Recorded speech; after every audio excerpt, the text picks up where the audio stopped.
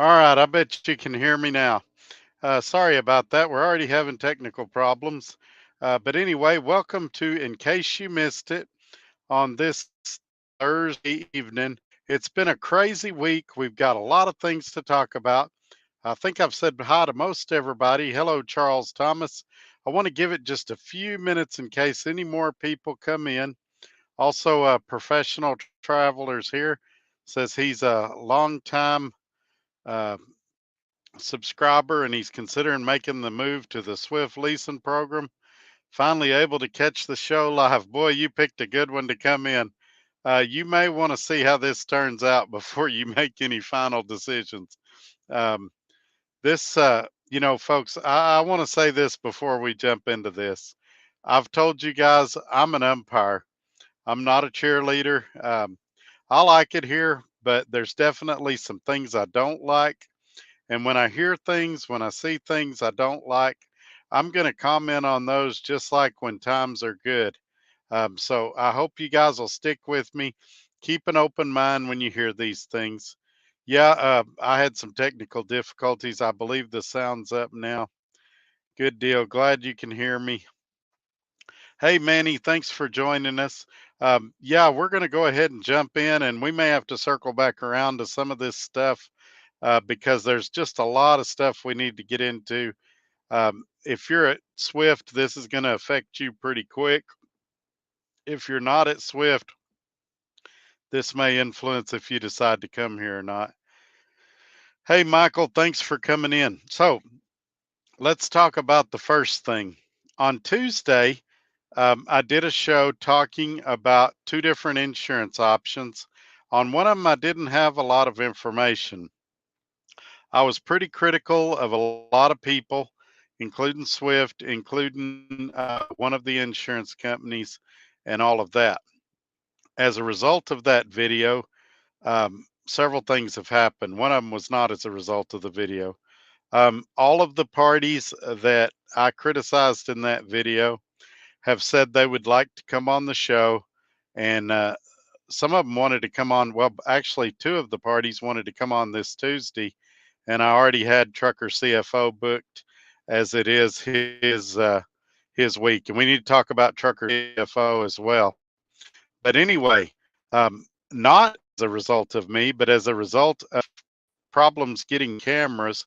For those that don't know, Swift is requiring everyone that uses their insurance to get one of four forward-facing cameras. Um, they've had trouble getting cameras, so they have extended that deadline from April 1st to May 1st. They're giving you 30 extra days. And as a result of that, I'm going to try to get both of those insurance companies on here on different weeks and let them tell me the good and bad about their policies. I'm sure they won't have much bad to say. And I'm actually going to send the Seabright people a copy of my OOIDA policy and let them take a look at it and tell me how theirs is better.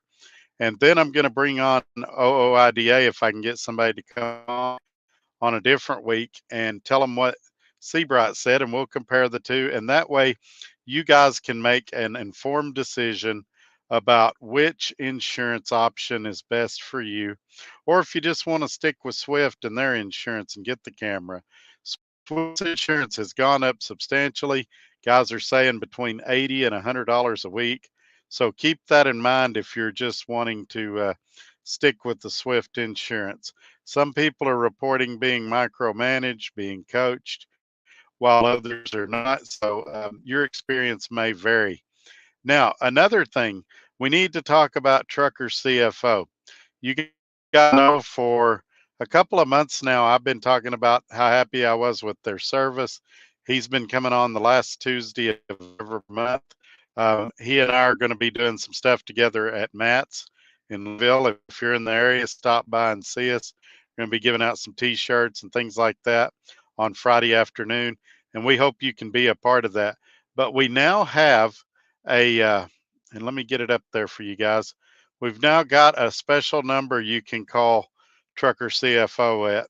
So if you're interested in getting your questions answered or things like that, That information is in the ticker going across the bottom of your screen, as well as my email, my website address. All of that's there. And I hope that, oh, I actually put the wrong one up. There it is.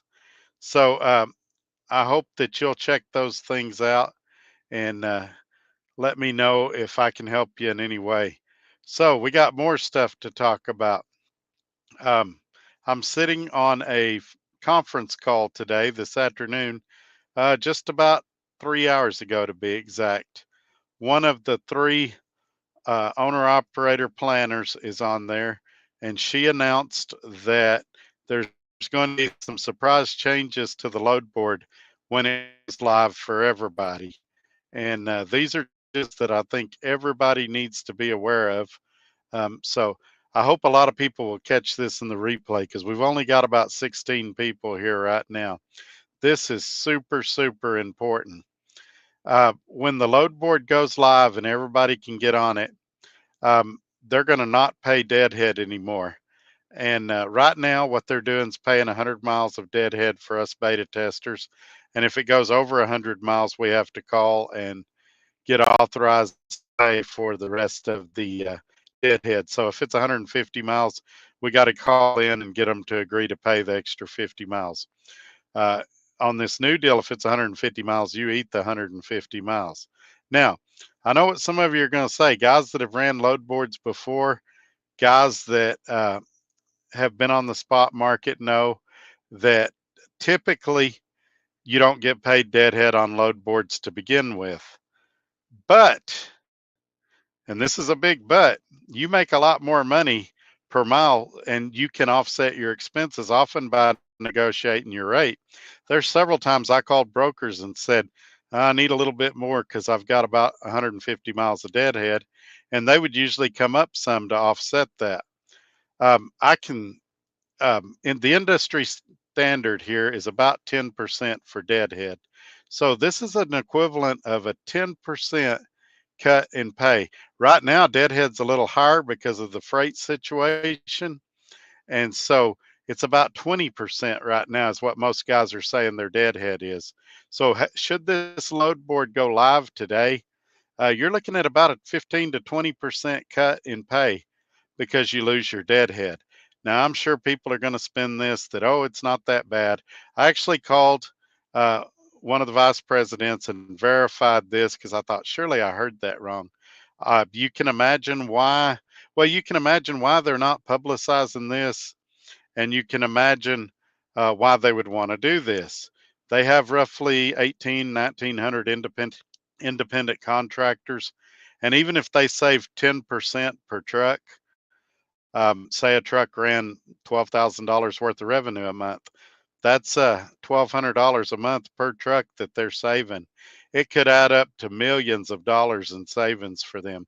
The example that this planner gave us in this conference call is she said, if you see a load on the load board you want and it has 200 miles of deadhead, you should call and get them to dispatch you on it.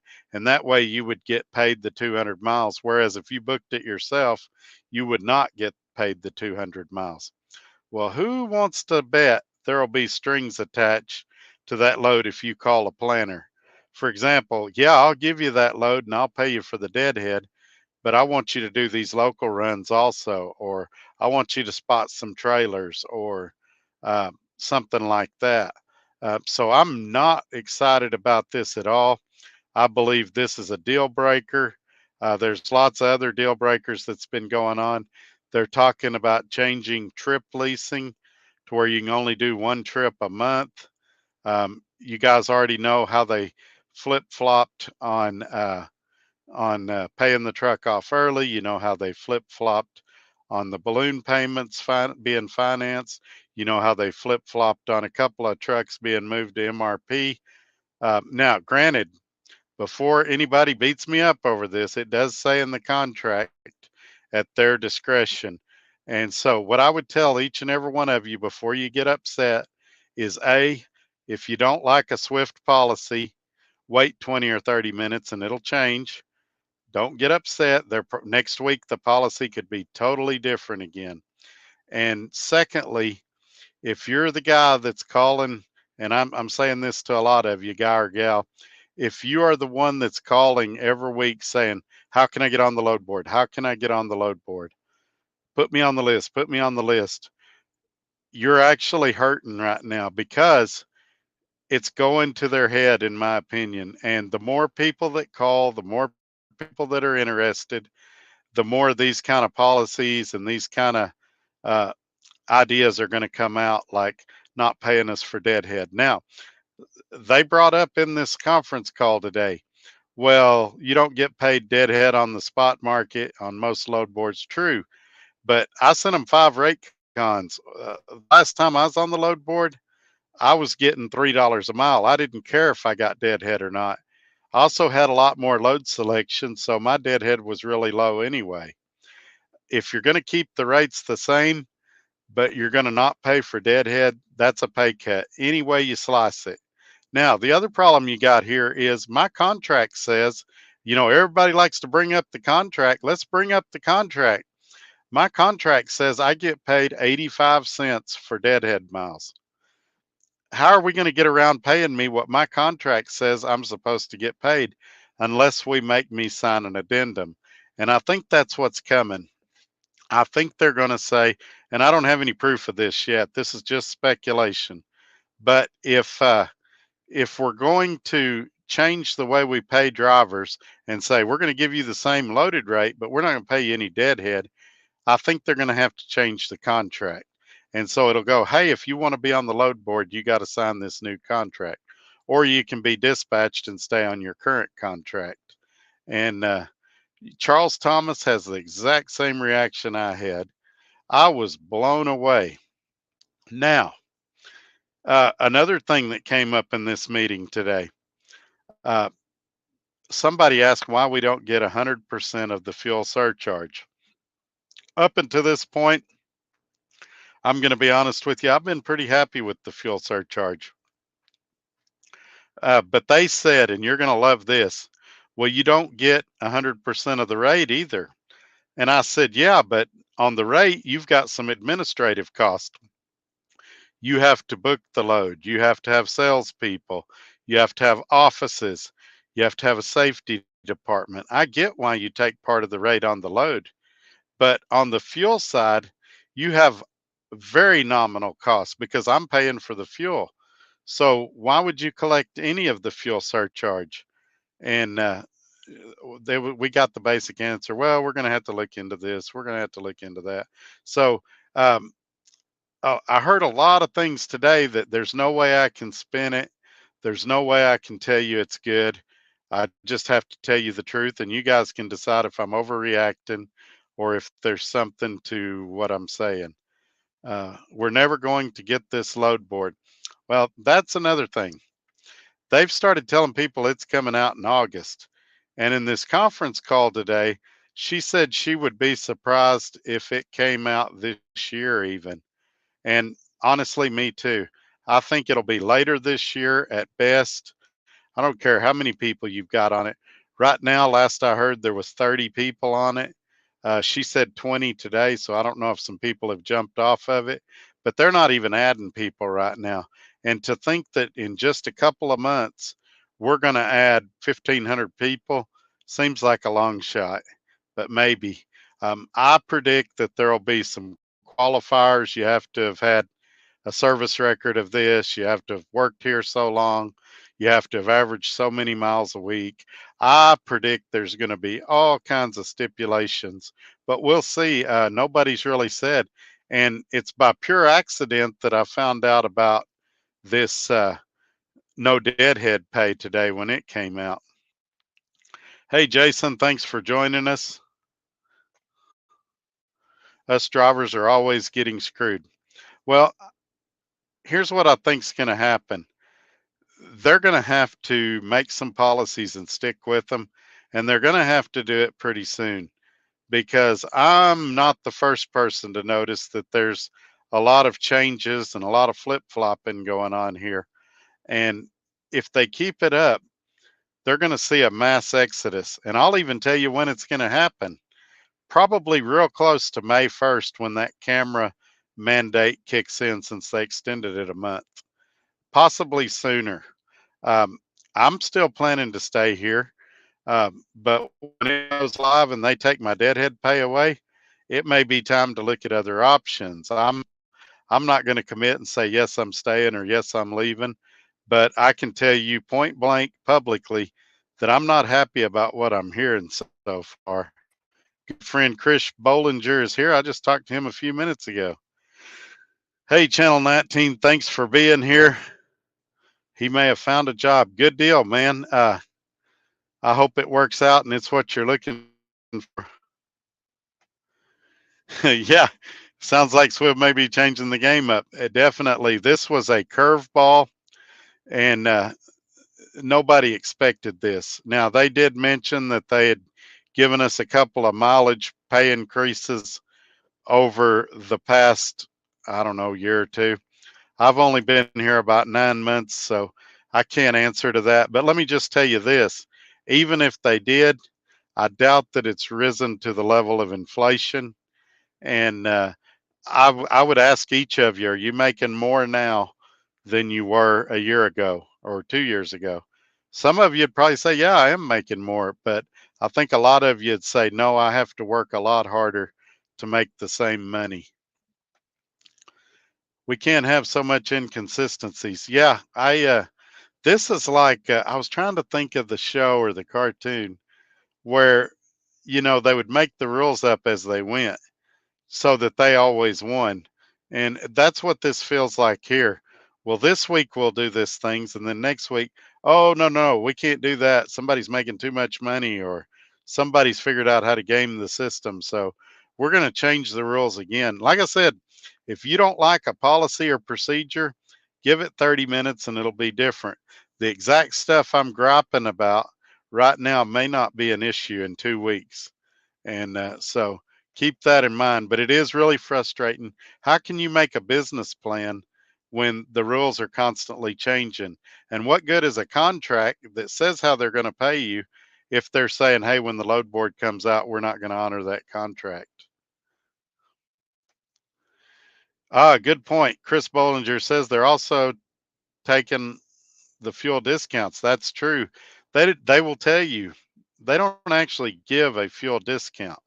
They give a fuel rebate of 5 cents a gallon at the major 5 truck stops, or major 6, the big ones that you know the names of. I'm not going to call them on here. And you and I both know that they are probably getting well over $1 a gallon, because they've got 22,000 trucks between Knight and Swift. That in of itself right there is enough reason why they should give us 100% of the fuel surcharge, and at least split the fuel discount with us. If they're getting $1 a gallon, give us 50 cents. But that's not something that they're even willing to negotiate or discuss right now. And so let's see what else we got here. One day, one thing, another day is different. Yeah. And I've heard some more stuff. I could do example after example. There was some guys on a large wholesale. I don't want to say the name of the company because I'll get myself in trouble. A large wholesale warehouse company, that we would all know the name of if I said it. I believe they're Canadian based. That Swift used to have a large dedicated account for in Minnesota. They're losing that account in September, by the way, if you didn't know. And they used to pay you loaded out to the store and loaded back to the warehouse. Well, they told those guys recently, according to one guy that called me, that now they're going to pay them 57% of the load. And he said some stores are good and some are bad. But uh, does anybody in this group think 57% is a good rate when a lot of companies are paying 70 to 80%? Is anybody in here think 57% is a good rate? Just asking. Maybe it is, maybe it isn't. Super Ego just got in trouble for taking some off the top of the fuel surcharge. They better be careful. Yeah, the way Super Ego got in trouble is they were advertising that they were giving 100% of the fuel surcharge. What is saving Swift is that they're not claiming to be giving you 100%. And so then the question came up in the conference call today. Well, how do you know if you're getting 100% or not? And I had to answer that. Nobody knew the answer. The only way you'd know for sure is if you saw the rate confirmation or the invoice billing, and of course they're not going to show that. But that's really the only people that know. And honestly, what Super Ego got in trouble for, I'm sure a lot of companies could get in trouble for that, because it's real common for companies to advertise we're giving you 100% of the fuel surcharge, but unless they're showing you the rate confirmations, you don't really know that for sure. And I proved to them today a lot of companies and a lot of brokers don't even pay a fuel surcharge. They just you tell them you bid on it, and whatever you bid, they either accept it or deny it. And then some of them will do. And the example I gave was if you bid $4,000 on a load, and I actually sent them an example of this with a very large carrier that has a load board. If I said their name, Green Bay based company, you guys would know who they are. Uh, their rate confirmation, I bid $4,000 on a load when I did that. And the way they showed it on their deal was 3,200 for the freight and 800 for the fuel surcharge. So, did I get a fuel surcharge? According to their rate confirmation, I did, but I bid on the load for $4,000, so I really just got what I asked for the load. And so, I don't know. This is a mess, and it seems to get worse daily. Augusta 2030 must be.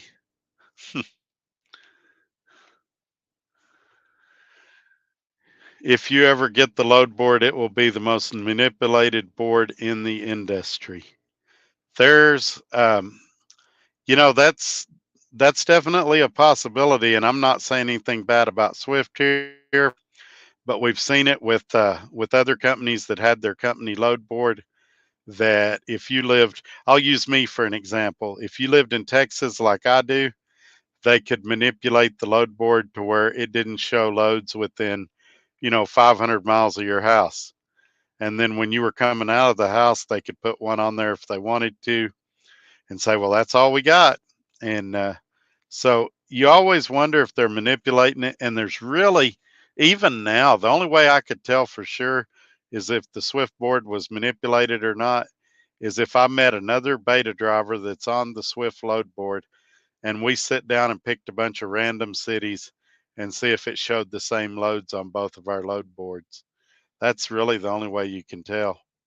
And but you kind of think they would almost have to, hold some load backs, hold some loads back that were more beneficial for them to do that, and to accentuate loads on there that were maybe harder to move or that most drivers didn't want to do. For example, like Northeast loads, you would expect a lot of Northeast loads to be on there because a lot of drivers don't want to run the Northeast or the Northwest or the North in general in the wintertime. So you kind of wonder if some of that's going to be going on. Hello, Todd. Question on the Swift cameras. Say if your wife is riding with you and you want to have fun with her in the back when you're not driving, isn't that invading your privacy? I think it is. They say, now here's what they say. They say they don't have an inward facing camera, and that may or may not be true.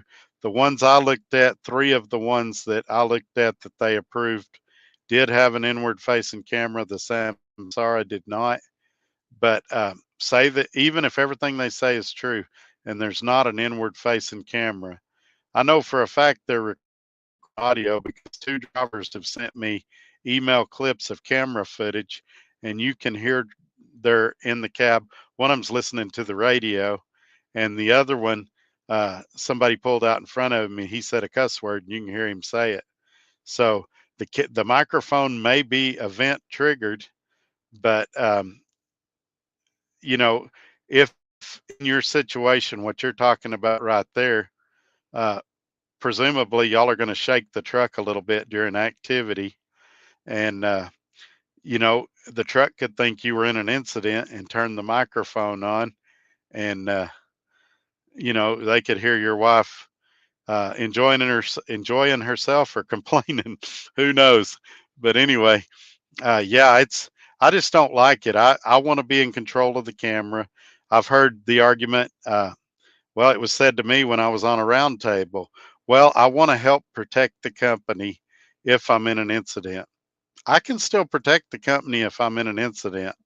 If I have an accident, I can email them footage just like they emailed those drivers footage when they thought they were doing something wrong. But I don't need somebody that's never seen the inside of a truck and probably couldn't tell you the difference between the truck brands coaching me on how to drive better when he drove to work in a Honda Civic that morning or rode the bus to work. And maybe that's condescending. Maybe that's 25 years worth of driver ego kicking in, but I'm not a big fan of that. That was another thing that came up in this conference call today.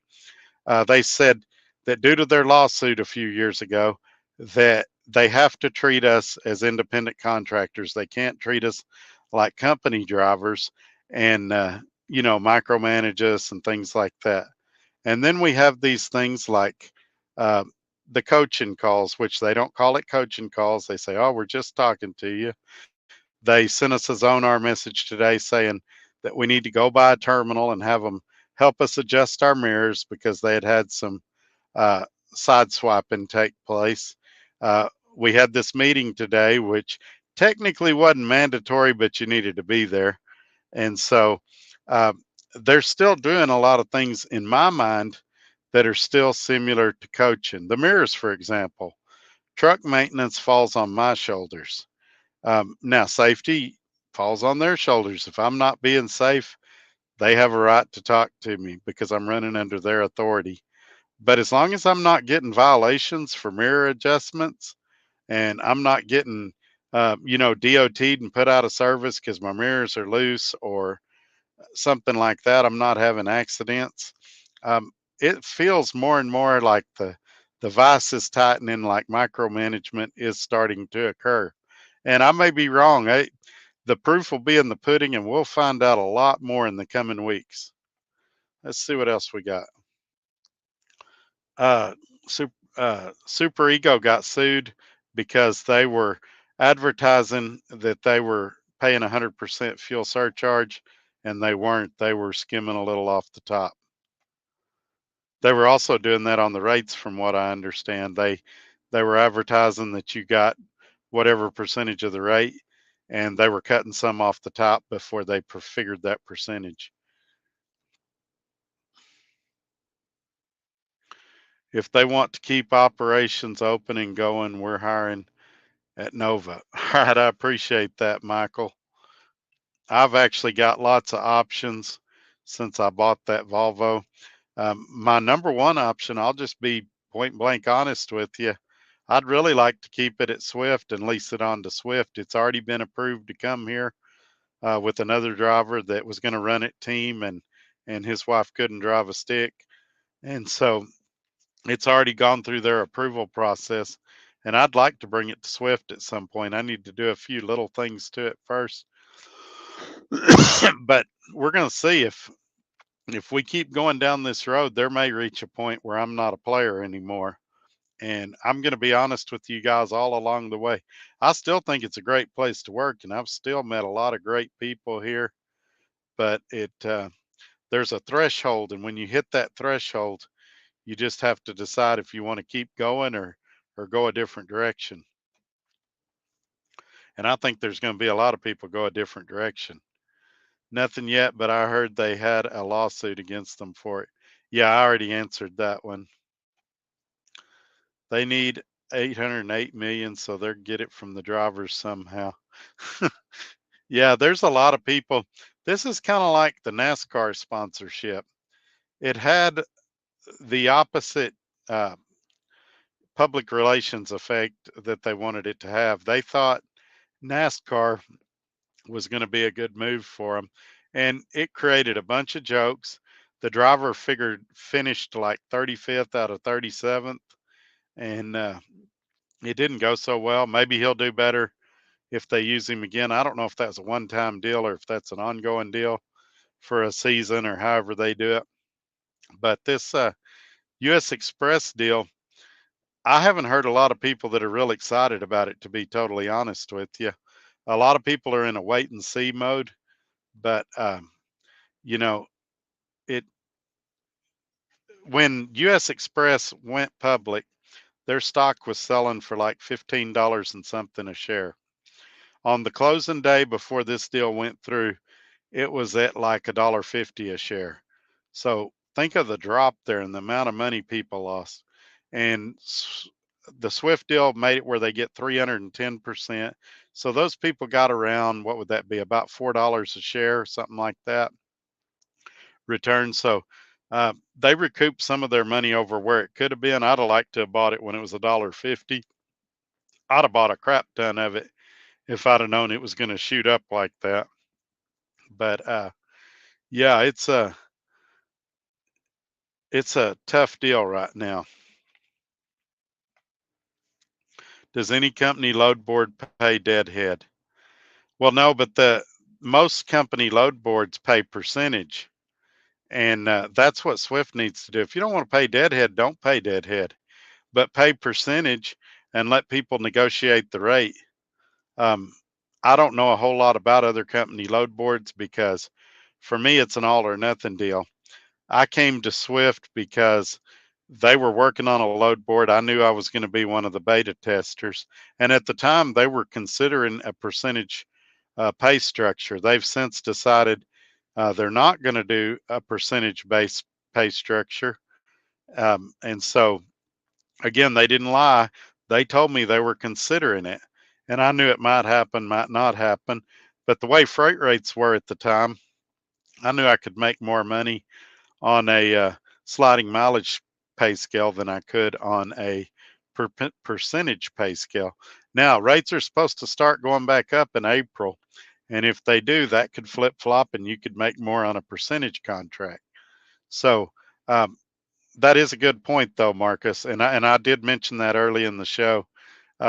Most of the time on a load board type deal, you do not get deadhead pay, but you are on percentage. And here it results in a pay cut because we're getting deadhead now when we're dispatched, and we're even getting the first 100 miles on the load board while we're beta testing it. But in their deal, they're going to take all that away, and it's going to result in a 15 to 20% pay cut for most drivers. Throwing more curveballs than Nolan Ryan. Yeah, I got to tell you, I was blown away. And as soon as that conference call ended, I text messaged the vice president of owner operators, and I said, "Hey, I just heard this. Is this true?" And he texts back, "Yeah." And so I was blown away. That is definitely something that has not been publicized, has not been announced, and so. What do I think about the USX acquisition? I really think it's much ado about nothing. They're going to keep them as a separate company. Um, the way if Knight handles it the way they handled the Swift deal, it'll be pretty good.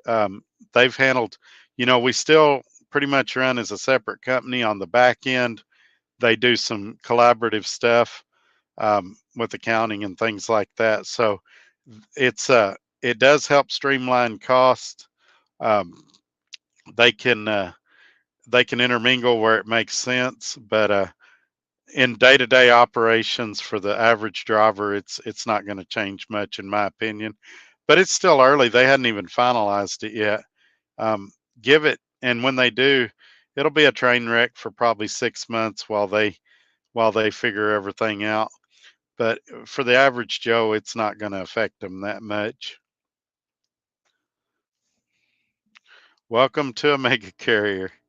Yeah, the one thing I'll say about Swift, and I don't want this to turn into a bash session. I know it sounds like, oh, I'm hating on Swift. They do a really good job of localizing it at the terminals to where it feels like you're working for a much smaller company. But when you have guys and they're getting lots and lots of calls, I want to be on the load board, put me on the list for the load board. It goes to their head. You see this happen with celebrities and pro athletes. When they hear all their life how great they are and all of this, it kind of goes to their head and they think they can do no wrong. And right now, there's never been more interest in Swift than there is right now. And it's kind of, in my opinion, gone to their head. And so they're like, oh, we can do all this. And the drivers want the load board so bad, they'll take it. And the sad thing is that's probably true. There's a lot of drivers that just for the ability to pick their own load, they'll take that 15 or 20% pay cut.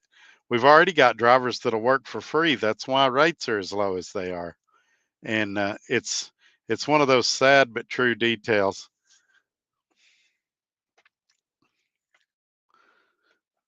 It's a shame you get somewhere and you like it, and then everything changes. That's what happened at Dart. We had 150 on the waiting list for the OPI board, and Dart coming up with all these great ideas because we were easily replaceable. There was 150 people waiting to take our place. Well, they don't have that 150 now. There was a mass exodus right after I left. Is Nova a flatbed only company? I don't know. That's a good question.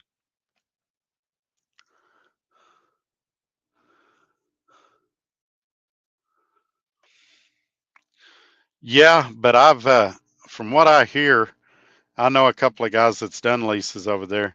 They said it was a terrible program. Now it may improve with Knight and Swift sticking their fingers in the mix, but I'll be honest with you, USX has never been on my radar of companies that I would consider working for, and so I know very little about US Express or Variant. Jonah Green says no, so Nova has others. Well, let's see.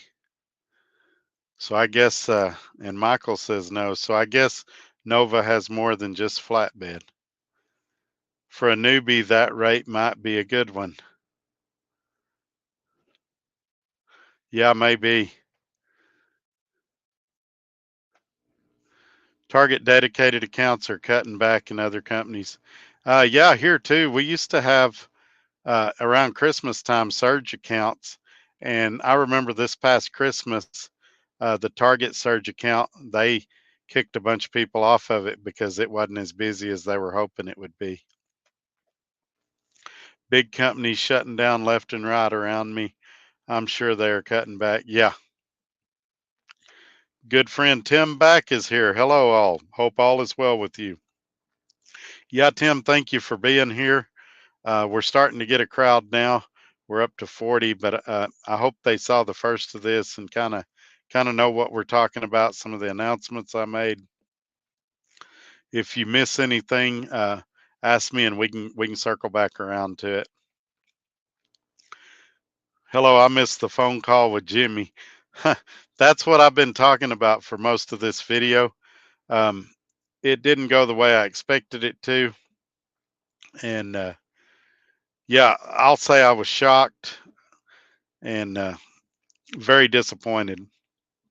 If you get a chance, go back and watch the first part of this video. There was a lot of information that come out. Oh, here was another one. You guys are going to love this one too. The planner that was on the phone recommended that no matter what load we get sent, that we accept it because freight is slow right now. And one guy said, well, I just got sent a load that was 190 miles of deadhead and 210 loaded. He said, I can't make any money on that load. And she said, I understand you should take it anyway because freight is slow. Folks, she said, if you don't take it, you might have to wait till the next day to get a load. Well, then another guy said, hey, they just said my load's not going to be ready till tomorrow. She told him, well, if I was you, I'd wait for that load to tomorrow. So their advice that they're recommending is take whatever we send you because you might have to wait till tomorrow. But if we tell you to wait till tomorrow, it's okay. And so Man, I don't know. I don't recommend you take anything you don't make money on. And man, you just sometimes you hear stuff and it's so far out in left field you don't even know how to respond to it. That's why I got my own insurance. Yeah, we're going to be talking about insurance probably on the Tuesday shows the next few weeks after Trucker CFO. By the way, the number to contact him has changed. It's in the ticker below. If you guys hadn't given him a call, check him out. He and I are going to be doing some collaborative stuff at Matt's at the end of the month. He's a great guy with a great company, and he's helped me get my LLC and S Corp. And he's been great to work with. And I want you guys to check him out. I'd love it if y'all mention me because it incentivizes him to want to come on and do the interviews. But even if you don't mention me, call that number at the bottom of the screen, scrolling across, and ask him the questions about your taxes and hear what he has to say. And if you don't want to do that, join me on Tuesday, and you can definitely ask him on there. Marcus Smiley, USA has load board for contractor and company drivers. They pay deadhead miles for company drivers. Yeah, the only thing I don't like about that is I don't feel company drivers should have access to a load board that's the same one that the owner operators are looking at. For the reason I'm saying it's a different deal. A company driver's looking for different criteria on a load board than what a lease purchase guy is or an owner operator. So I would like to see two totally separate load boards or something where it's on there for an hour or so to only the owner operators before the company drivers could see it or something like that to make it more fair. But I know when it first came out, they had some drivers that was upset and quit over it. But I get that it's a draw for them to get people there. So Fly Rabbit says, sorry, Wesley, it was an accident. I'm guessing he accidentally cut him. I didn't see it. I'm running a little behind. Good group of guys here. Y'all like the video. Yeah, I would appreciate that. And another thing I want to mention, we're getting super close to 5,000 subscribers. You guys know that I set a personal goal to be there before Matt's, and it looks like we might make it, but you guys could help me out a lot if you smash that subscribe button. It gets these videos out and makes it show up in the suggested videos, and it really helps me out a lot. I'd appreciate it if you give me a thumbs up and subscribe. Even if you can't watch all the time, that really helps. Do you think they'll update the sliding pay scale once the rates go back up? They actually mentioned that in the call. They said they had raised rates a couple of times in the past year or so. So the way they talk, there's nothing coming anytime soon. The planner actually said, well, we've gone up a couple of times, and with the market the way it is, there's no talks or plans to go up right now. Breach of contract, I'm surprised their lawyers didn't catch it before you did. Well, it won't, and that's my theory. Again, I'm not a lawyer, but I don't think it will be a breach of contract because I think that what they'll say is as a condition for being on the load board, you have to sign this new contract. And if you don't sign the new contract, then you'll have to be dispatched. Otherwise, I think they are going to have to change the contract, or they'll give us a 2 or 3 cent raise and so you got to sign a new contract for the 2 or 3 cent raise, and then there won't be any deadhead pay on there. But it's already looking like more and more this is going to be designed to benefit them, no matter what, them and the company drivers. And I don't know why. I'm not going to speculate on motivation or direction or things like that, but it is very, very curious to say the least. I was making a video for the grandkids, so I was a little late today, my friend. Oh, that's okay. I'm just glad you're here. For those that don't know, Tim is almost always driving when I do these videos. So he's one of our replay warriors that usually watches it after the fact. And once in a blue moon, he'll call me on the phone. We'll talk a little bit. Good guy. We don't always agree on everything, but he always gives me a good debate. We keep it respectful. And he's a really wise guy with a lot of years of experience, and I always like it when he calls. Will the acquisition result in Swift having more freighter accounts? The true answer is nobody knows, but from what I've read, probably not. They're still planning to run them as separate companies. There's a there's always going to be some benefit to both parties. Like I've pulled a night trailer at one point. I think I pulled a central refrigerated reefer at one point. And so there are instances where it might benefit, but as a whole, like I said, for the average driver, it's not going to make much difference in my opinion. Yeah, I agree, Nick. And that's what I was saying. I believe right before May 1st, you're going to see a big exodus to drivers because it's just it's really, really frustrating. There's a Here's the honest truth. There's a lot of you out here that are really, really suffering right now. And some of you are worried how you're going to pay your rent. Some of you, you've been arguing with your wife all day because the electric bill's due and you don't have the money. And that's you guys that are making $2,000 a week. You're trying to figure out how you're going to pay the car payment. And guys are figuring out how they cannot give us the deadhead pay at some point, or you know what I mean? It's just it's frustrating that uh I do really well. I don't keep that a secret, and some of you do really well, but some of you are really struggling right now and thinking that in a few months or even this time next year you might lose your deadhead pay just because you want a little more freedom out here on the road is extremely frustrating to me.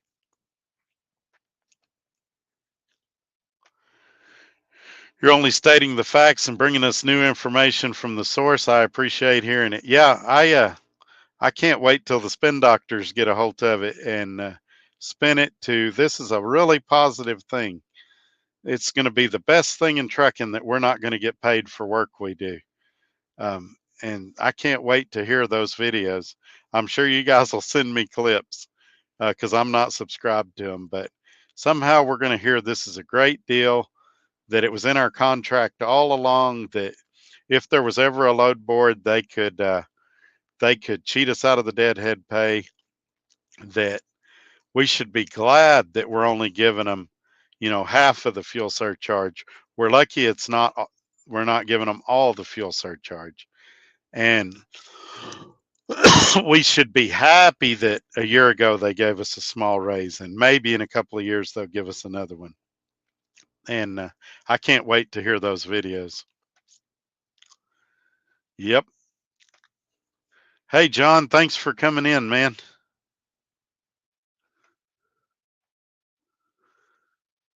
Tim says he did a USX lease back in '07, first lease he ever did, and it was a glorified company lease. Might have changed, but wasn't good then.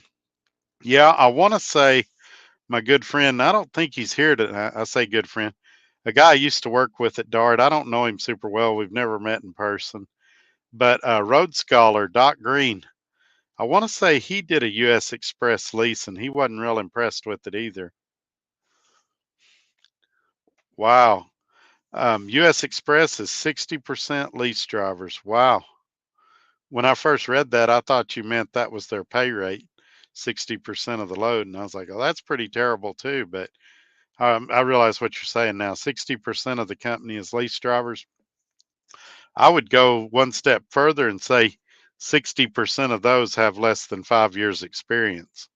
I think they target a younger crowd, a less experienced crowd, but I may be wrong about that.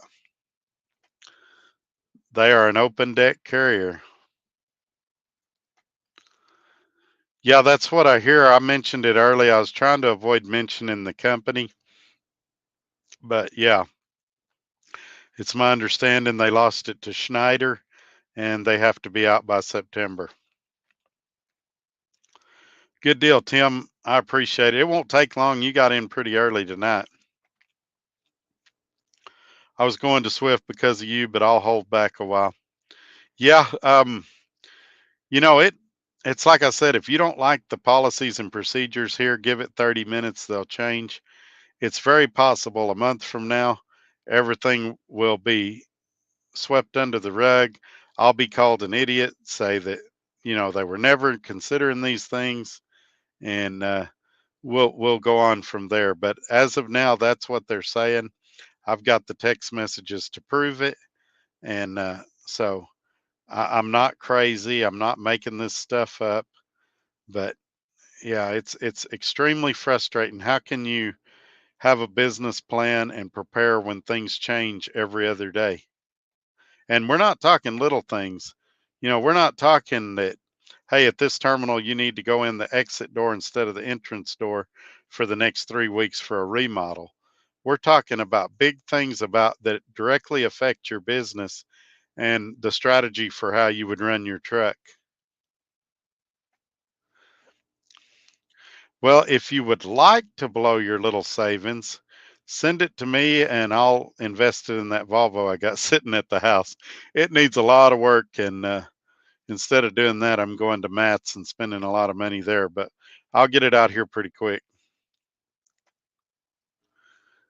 YouTube oversaturation for companies is a real thing. People jump and they have more drivers than they have loads.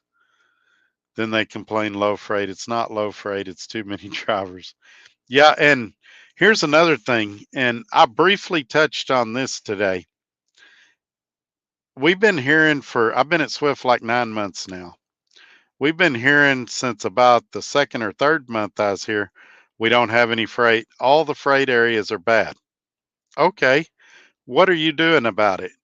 If you had a steer tire that went flat tonight while you were asleep, and you woke up in the morning and you said, hey, I can't pick up my load, I need to get a steer tire replaced, they'd say, okay.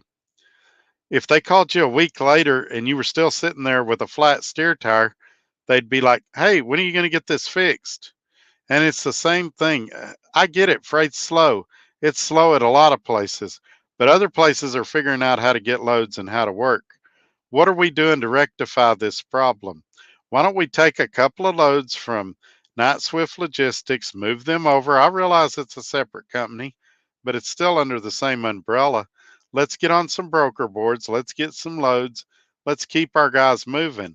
I realize it's less money than you're used to making on contract freight, but a little money's better than no money. That's what they tell us when they say take this 200-mile load with 200 miles of deadhead. A little money's better than no money. Well, apply that same logic to the company. Get us some loads.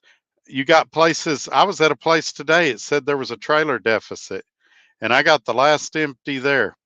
All right, if there's a trailer deficit, take some of these guys that are sitting and have them drop their empties over at that place while you're trying to find them a load. I mean, you can't just bury your head in the sand and say there's no freight for month after month after month. Guys are going to leave. Guys are not stupid. And when I say guys, I mean female truck drivers too. All of you are not dumb. You realize that there are companies with loads, and you're not going to sit here and let your family suffer. You're going to move on to the next opportunity. And if they don't figure that out real soon, I mean, nobody's going to go out and get their own insurance. Nobody's going to buy their $700 camera when there's no freight. They're going to go to a company that says, yeah, we got freight, we got loads. And again, this is going to be another one of those videos that I'm going to get a phone call tomorrow, and I don't care because I'm speaking the truth. I sound like Andrew Wilkow now. The arguments on this program cannot be broken. Thanks for bringing Trucker CFO to our attention. Greatly appreciated. Yeah, he's a really great guy. We're ending up talking once or twice a week now. He'll give me a call, and like I said, we're going to be hanging out at Matt's quite a bit. And if you guys have not called him, his number is down in the ticker below. I'm telling you, you're missing out. This Tuesday, I'll tell you a little bit about that real quick too. This Tuesday, We're going to do some talking about investing, financial planning. We're not just going to talk taxes. I get it. Numbers are boring for a lot of people. And if we did a show every month on taxes and taxes alone, it would get boring. It's time to expand that a little and talk about the other side of it, financial planning, taxes. He does that kind of stuff too. And we're going to delve into that. We got a lot of talking points, things we're going to talk about. And it'll be right before we're at Matt's too. So I'm excited, looking forward to it. And I can't wait to question him again and to ask him your questions as well. So I hope you'll join me for that. Be Tuesday at 5 Central. And then the last Tuesday of every month, we're going to have him on. And if you just can't wait that long, call that number below and he'll be glad to help you. And tell him you watched it on here. That makes him excited to come on. You know, if we go 6 weeks and nobody calls and says they saw it on Trucker Todd, there's always the risk he'll quit coming on here. And I don't want to lose him because he's a valuable resource of information. And the goal of this channel, you guys know, is to help drivers. And I believe he does that with his knowledge and information and experience. So I hope you guys will help me keep him on here. Don't come to USA. It's fine with me because we actually have a lot of freight. It's so nice.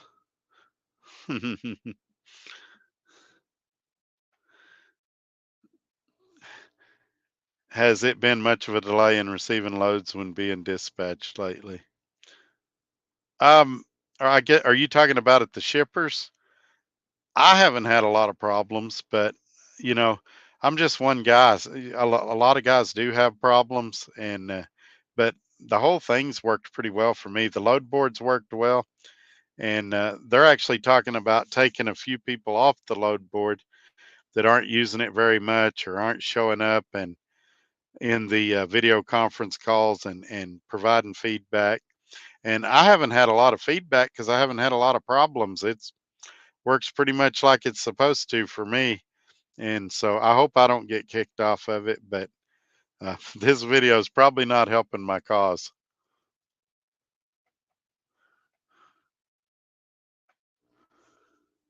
I'm cutting out around 6:30. I had to pre-trip and roll driving tonight. Oh boy. All right, Tim, you be careful out there. At least we got you for another 30 minutes. Those two guys are idiots. They advocate so much for Swift. You can tell they are getting paid. Yeah, I'm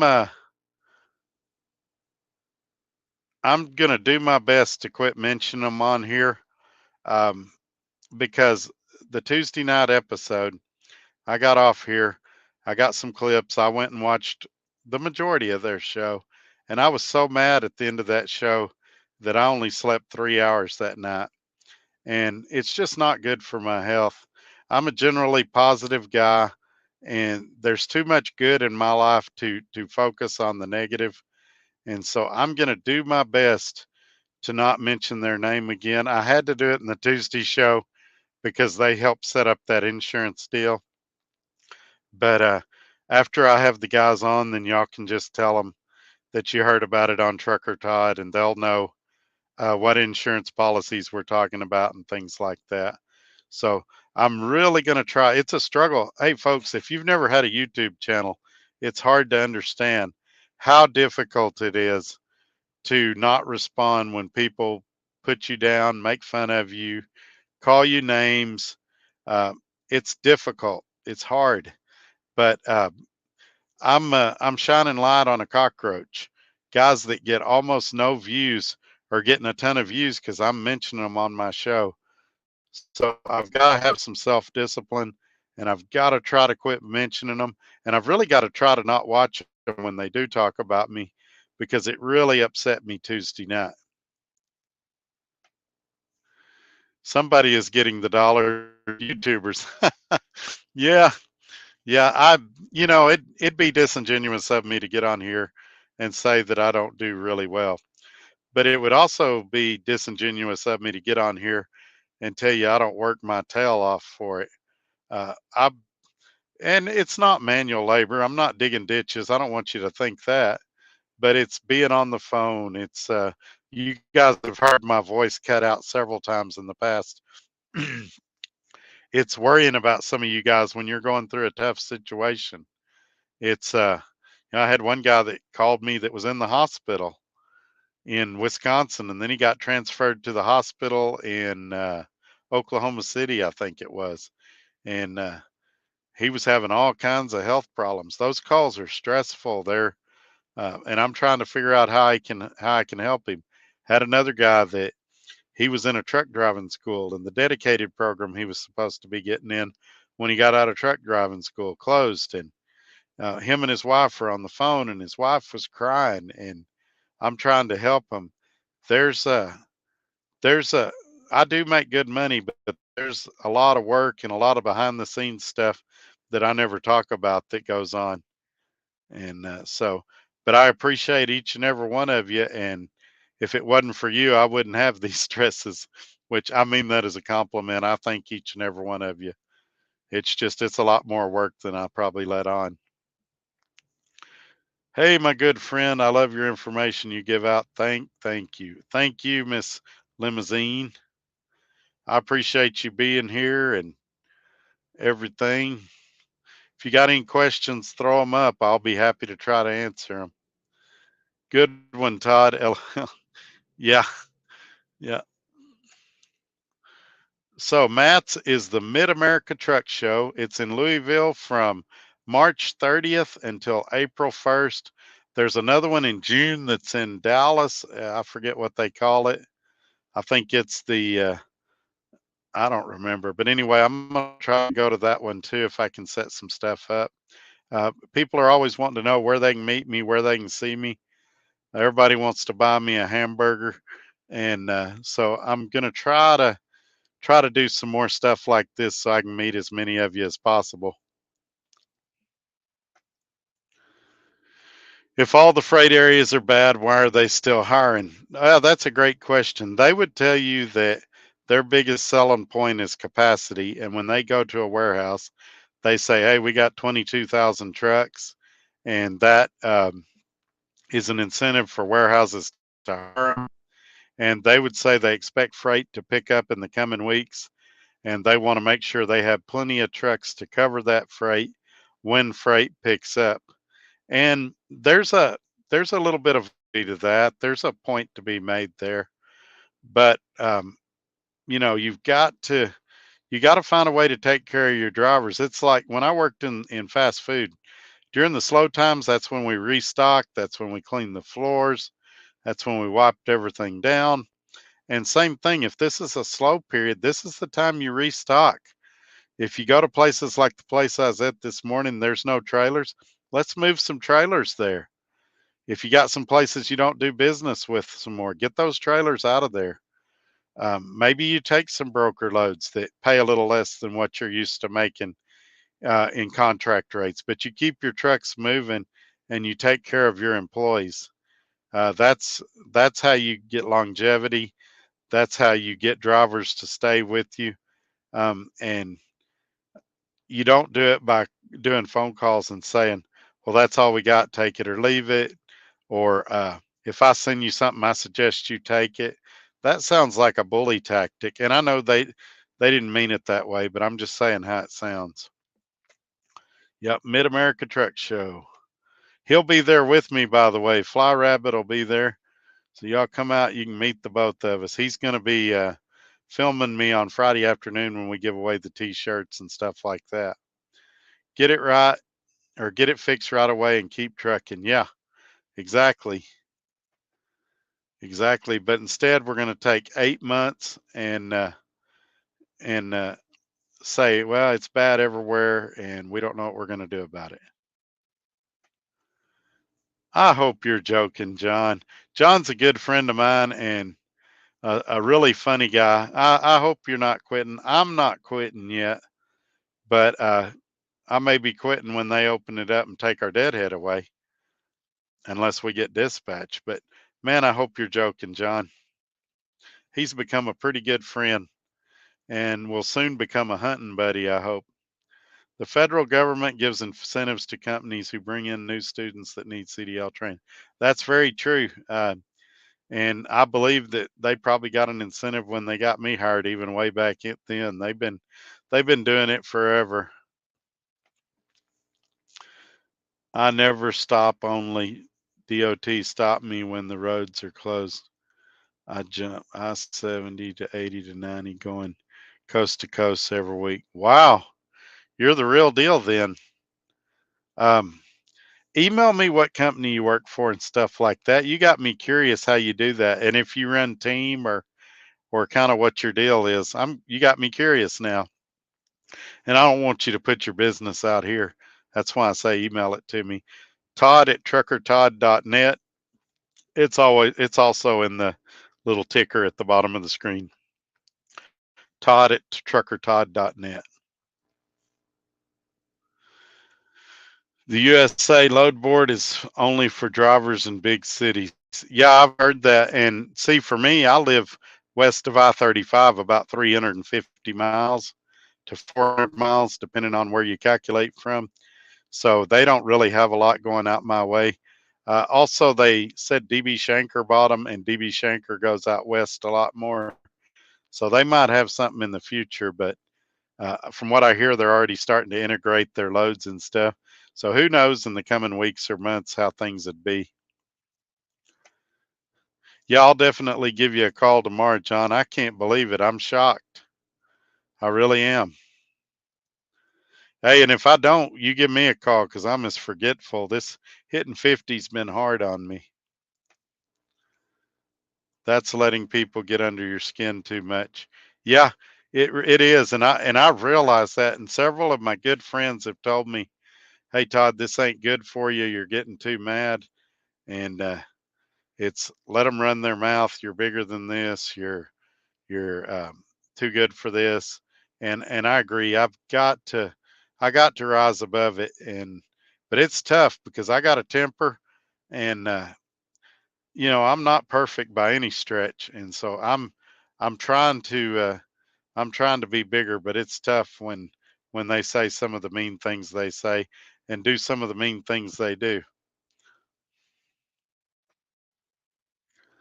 I hope it works out for you. Make sure you sleep on it for a couple of days. Yeah, John's a good guy, and if he is going somewhere else, I want to be a part of that and help him in any way I can. So if I know anybody at the company he's going to or anything like that, I'm going to try to help him. And most importantly, I hope me and John can stay friends. I really like that guy. I've met his wife, I've met his son or one of his sons, and they're just great people. And I hope to hang out with them again for a little bit longer than what I got to sometime in the near future. That's been the that's been the best thing about YouTube is I've made a lot of great friends, and we're all going to go to our separate ways and go to our own companies and everything. But I hope we can all stay friends. What is the advantage of lease purchasing from a carrier that doesn't put your name on the title? Well, there's a lot of advantages. For one, um, if it's a lease, you can deduct the entire lease payment from your taxes. Whereas in a purchase, you can take depreciation either all at once or over 5 or 6 years, I believe it is. That'd be a better question for Trucker CFO on Tuesday. The other advantage is a lease is much easier to get out of should you have a family emergency or something like that, a health problem. um, if you're in a contract, or I'm not in a contract, if you're financed through a bank, the bank's going to say, hey, we don't care what's going on in your life. We want to get paid. And also, in the event of a major breakdown, oftentimes the trucking company or the leasing company will help you if you have an astronomical repair that's outside of your means. Whereas if you have bank finance, oftentimes you're on your own unless you can get a line of credit from the bank, and that's getting harder and harder to get these days. But let me tell you, while I got all of you here, I'm not suggesting anybody here do a lease. I'm telling you, I like it. I do good in it. But having said that, you guys know I bought a truck. I paid cash for it. I think paying cash for a truck's the best way to go because it's the best of both worlds. If I needed to walk away, I could sell the truck and stay home. And that's what I recommend. I recommend paying cash for a truck. I can get out of it. I can still take depreciation. Me and Trucker CFO have already discussed depreciating the truck. And so that's what I would tell you about that. Now, the downside to what I did, if I have a major breakdown, I'm on my own. I could drive it a month. Something big could go wrong with it, and I could end up having to do another lease purchase again if I blew all my finances. But I would say purchasing a truck for cash is your best option. I would say a lease purchase in a lot of cases is your second best option, and bank financing through a dealership is probably your third best option. Hey, Pueblo, thanks for joining us. Capacity is one of the biggest BS lies in freight companies. Having enough drivers is different than overpopulation and starving your drivers. Yeah, I agree. I agree.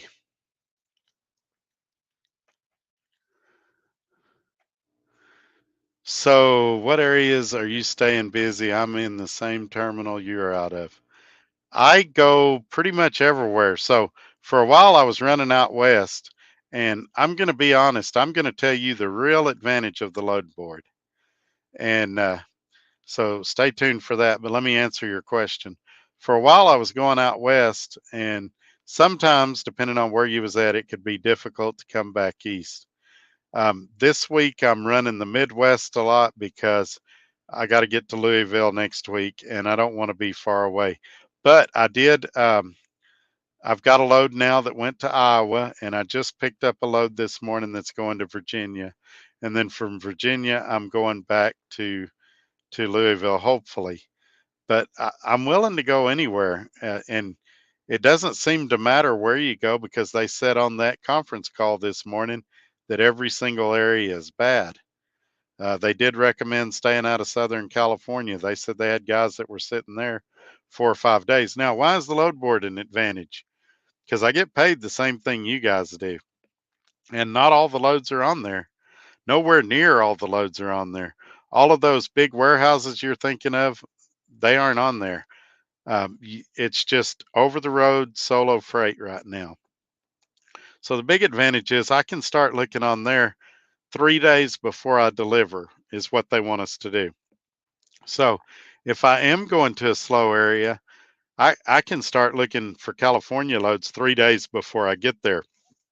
If you're going to California, oftentimes your planner won't start looking, oops, sorry, until you're there or almost there. That's the big advantage, being able to look in advance. But if they're going to cut our deadhead once it goes live for everybody, then there is no advantage. You'd be better off getting dispatched, and maybe that's the goal all along. Think about it. I'm going to be hauling Mercedes vans from east to west coast. Oh man, I would totally do that deal. I don't even like flatbed, but I would do that deal, especially if it paid good. When you and the other guys leave here, I won't be far behind.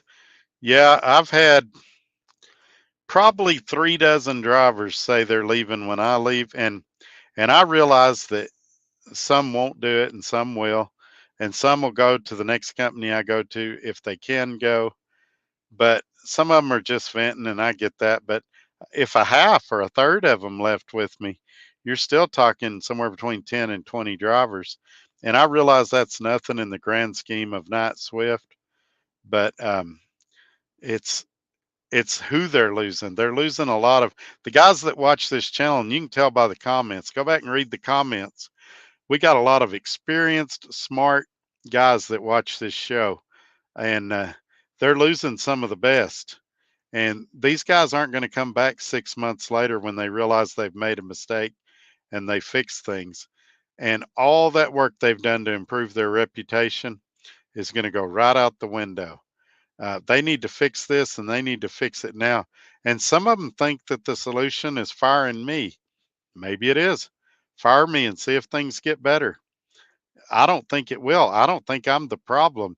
If anything, I think I'm the flashlight on the solution. I'm showing them the problems and saying, "Hey, let's fix this." And if they're not wanting to see the problems, then maybe I am the problem. But they knew what they got when they hired me. I'm going to tell the truth. And while I like it here, when I leave, I'm not going to talk bad about them. But I'm going to tell the truth. I think changing your mind every 20 minutes on what the policies and procedures are, and then the condescending comments about read your contract. I don't think they help the situation. I don't think they move the football further down the field either. I deleted comments. I didn't see that. Yeah, she sent me some comments before, and I didn't realize she was doing that. If We don't need to be doing that in here. I didn't see her comments. I'll have to go back and see what she said. I didn't see anything because she said she's a company driver. But if I trust you, Tim, if you think it wasn't appropriate, we're good. Whatever you think, man, I trust you.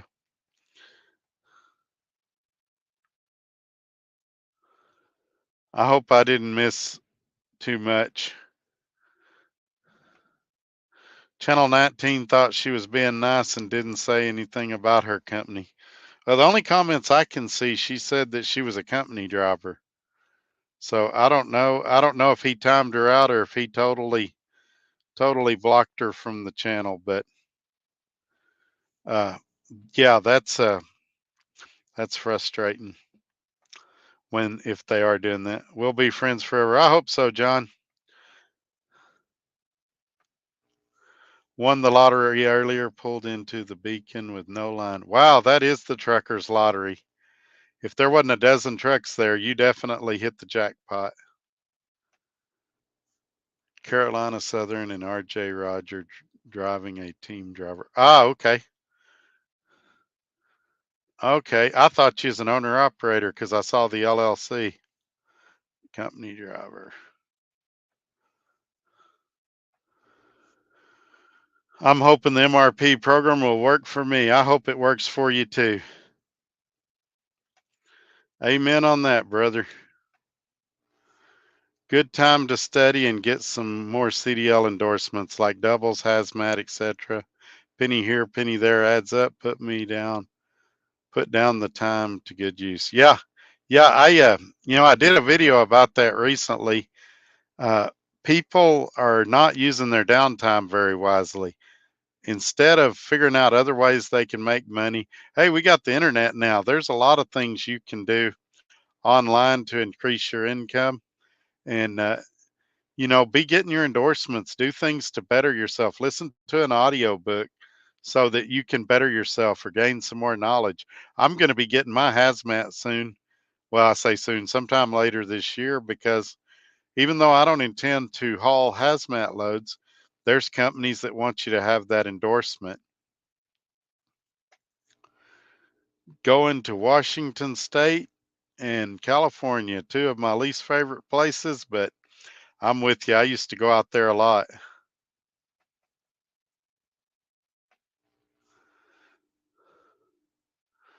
I don't know if they're overpopulated or not. They've been saying that they don't have enough loads for the last 6 or 7 months and that it's slow everywhere. But I see a lot of trailers going up and down the highway. So somebody's moving that freight. And I'm just saying, if that's a real deal, if we really don't have any freight, let's figure out why and fix it. Let's not just sit here.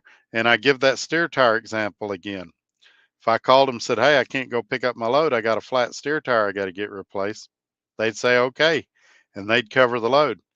But if they called me a week later and I was saying I still can't get a load because I've got a blown steer tire, they'd want to know what I intended to do about it. And that's all I'm saying. They got a flat steer tire that they either need to fix or retire the truck. And 7 or 8 months of we don't have any freight and freight's dead everywhere and it's the economy doesn't cut it for me.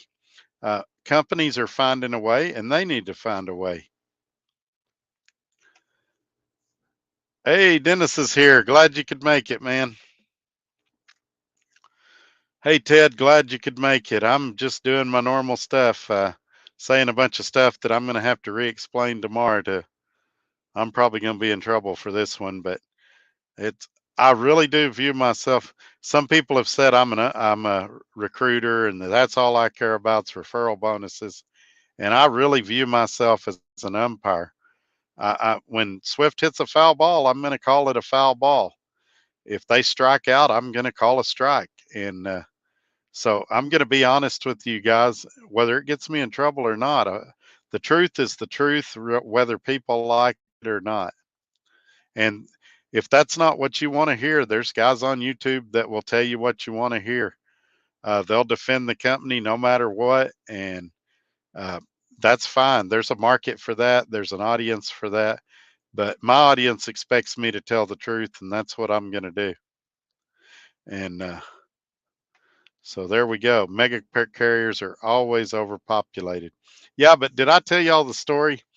I had a U.S. Express driver at a truck stop that said he was going to quit U.S. Express because his dispatcher expected him to drive 400 miles a day, and he thought that was excessive. And there's probably a large amount of that at all of these mega carriers. Guys that don't want to work, guys that can't drive. And so there's always going to be a market for a guy that's willing to work, because there's so many that they just want to sit in their pretty truck and play on Facebook all day. And yeah, I make YouTube videos and it is time consuming, but I manage my time well so that it doesn't affect me. I had 3,600 miles this week. So, but yet I still did 2 live streams. I did 3 conference calls or video calls. I'll classify those together.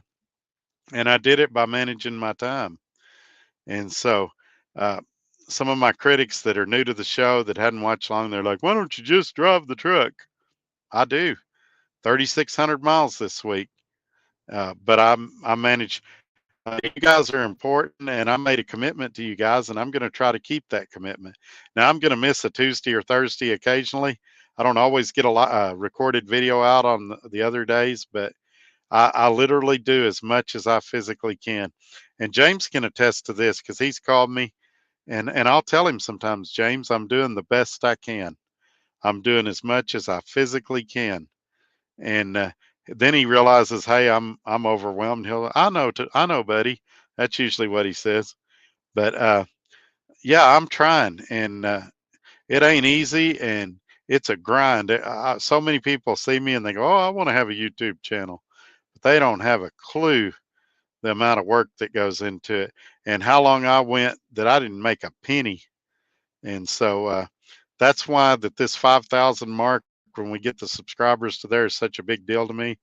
That's why I go back and look how many watch, and I look at the thumbs up and all of that, because other channels can say it's not important to them how many views they get.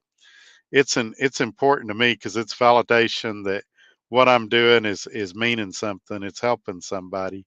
And the second I feel like I'm not helping drivers anymore, I'll quit. I could care less about the money.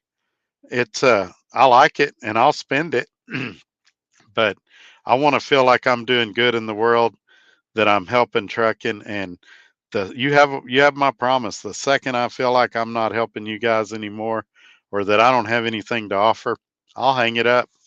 Be fine with it. Dennis says you're right. Cash is kind. Yep, buy a used semi truck. That's what I think. And it doesn't have to be $100,000 truck.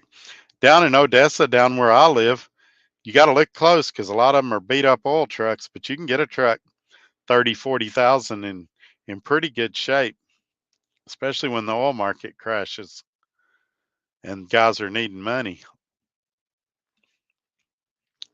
Yeah, they constantly change policy in the last several months.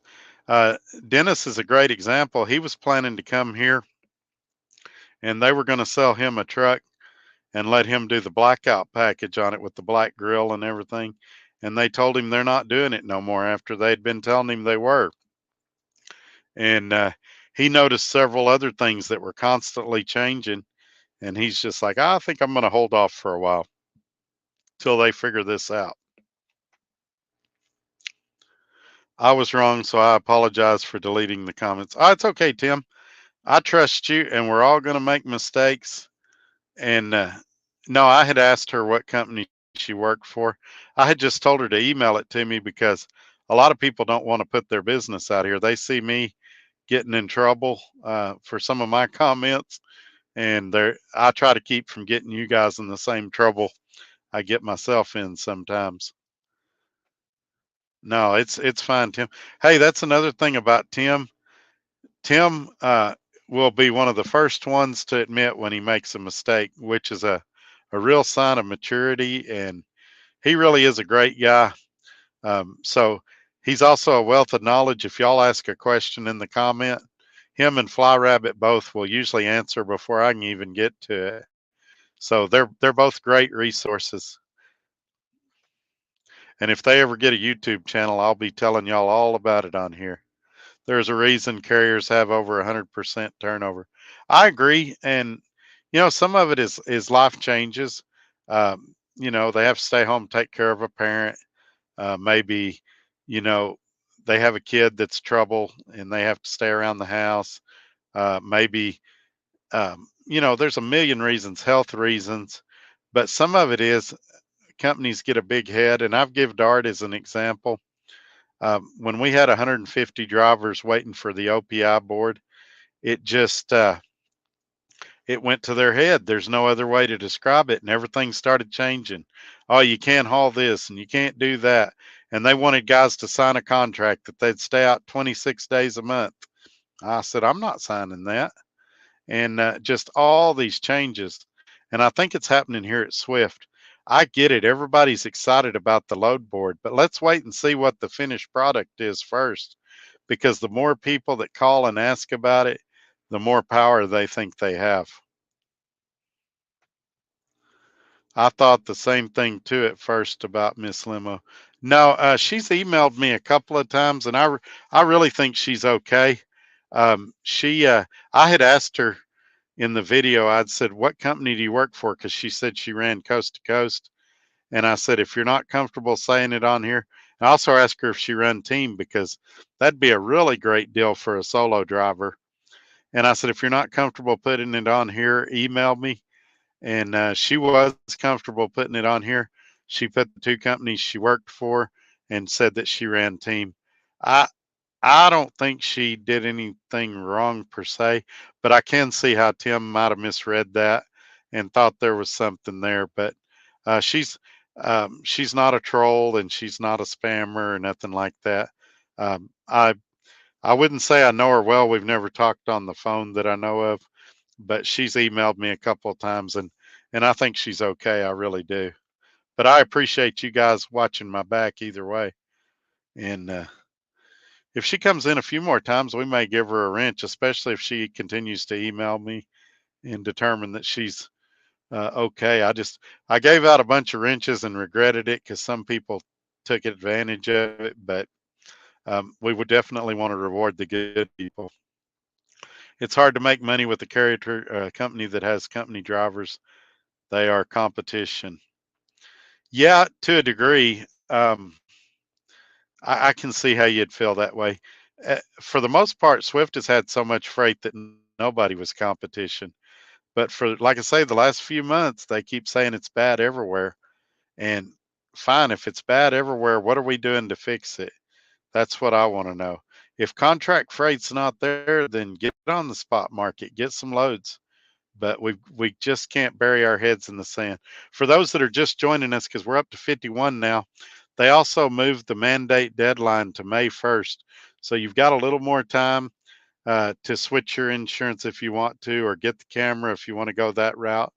I had really productive talks today with Swift and with one of the insurance companies, and I feel like we're going to be able to get them all on in the coming weeks before May 1st and get you guys that insurance information. And so be looking forward to that. This Tuesday, though, will be Trucker CFO. He now has a new number that's in the ticker below at the bottom of your screen. Give him a call, ask him your tax questions, or write them down and we'll ask him together on Tuesday. But I've really enjoyed working with those guys. It's lowered my stress tremendously, and they've helped me get my LLC and S corp. You might have noticed my title changed to Trucker Todd LLC. You might have noticed I've now got a website that's in that ticker. I've now got a new email. A lot of positive changes um, have come because of them, and he estimates that I'm going to save a little over 15,000 on my taxes this year because of the changes he's helped me implement so far. So, you know, my situation's unique. I'm not saying everybody that calls him is going to save 15,000, but I bet he can save you some money. And I know he can answer your tax questions. And so just give him a call and check him out. If you talk to him and think I'm crazy and he's crazy, then at least you can scratch it off your list. But at least see what all the hubbub's about. Does any of the Swift terminals have truck washes? Yeah, several of them do. And so they're there. I tried to use one. I had trouble getting it to work properly, but they do have them at some of the bigger terminals. I was thinking on doing a lease with Swift, but at this point I'm apprehensive.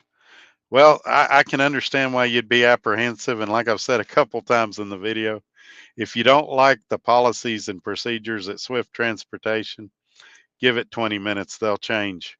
And so I could tell you another example.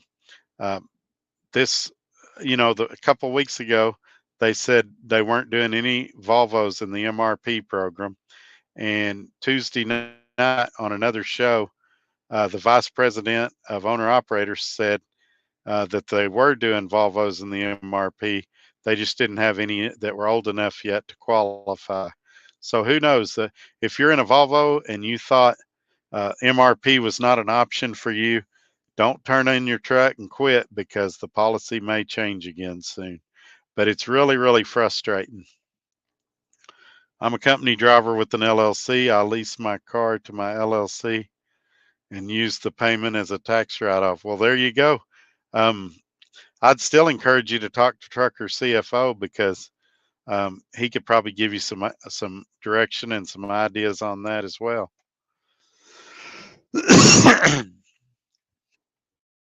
Yeah, that's not a bad idea. Also, Trucker CFO comes on Dave Nemo's channels. I believe it's on Saturday. You can also go to their website and listen to it there as well.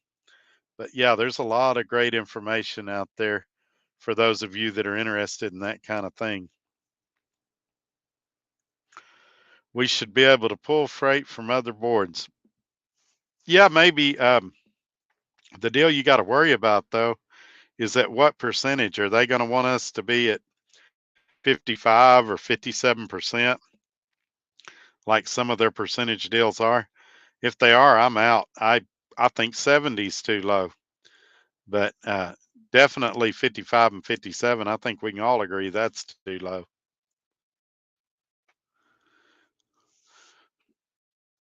Yeah, that's true. Even new trucks break down. The deal is though, if a new truck breaks down, hopefully the warranty will cover it. If my old Volvo breaks down, I am the warranty. And I looked for third party warranties and I couldn't find anything for anything that old. The truck's 15 years old and I couldn't find a warranty that went over 10 years. So I just, like I said, it might last a month and I have to go into another lease purchase, but it might last a year and then I could pay cash for an even better truck. So that's a gamble I'm willing to take, but it's probably, a little while off. I just barely got the title in the mail. So I was kind of waiting on that before I did a whole lot. All right, let's see what's next. If you go to the West Coast or Northwest, you get paid really well because you come out dirt cheap. Yeah, they on our deal, it's not bad because if you go to the West Coast, you're getting the mileage rate going out and then coming back, you're getting the mileage rate plus the West Coast fuel surcharge. So you can actually do pretty good running the West Coast, but you need to turn and burn. You need to go out there and have a load coming right back out. You don't need to go out there and sit for 4 or 5 days like a lot of guys are doing. USA got rid of a bunch of bad drivers when they started getting overpopulated, cutting the fat. Yeah, a lot of people feel like that trucking in general generally takes care of this. Trucking, I want you guys to think about this for a second. It's the one profession that it doesn't matter what you look like, what your race is, what your religious beliefs are. It's performance based. If Tim's a better driver than me, then Tim makes more money than me. If Tim's a worse driver than me, then Tim makes less money than me. And so it doesn't matter what race you are, what your religious beliefs are, where you live can affect it, but if you're willing to work, you're going to make what your performance makes you make. And so I like the challenge. I hate an hourly job where they say you're going to get 20 bucks an hour, but you can only work 40 hours a week. And so it doesn't matter how well I excel at my job. I know I'm never going to make more than, 800 bucks at that job. Here, if I'm willing to work, I can make more. And you say, well, maybe, but you're still being restricted by your logbook. Think about that for a second. We have 70 hours a week we can work legally. And really, you can work more than that. You just can't drive after that. If you can't make a living and support your family working 70 hours a week, the problem's not that you need a company that pays or that you don't need a way you can work more. You need a company that pays better. You should. A lot of people are working 40 or 50 hours a week and they're supporting their family and living in a big, nice house. Working 70 hours a week and trying to figure out how you can cheat on your logs and get more money, then something's wrong. And you probably need a different company more than you need 5 or 10 more hours. And that's just my take on that. Thanks, Dennis. I appreciate you. I'm glad you're still coming in, even though Swift is off your list. We always bring back potatoes, apples, take them back to the East Coast. 44,000. Wow. Yeah, that's a nice heavy load. You're lucky your company on that. I bet you're getting some, what, about 7 miles a gallon on fuel? Maybe a little better since it's team operation.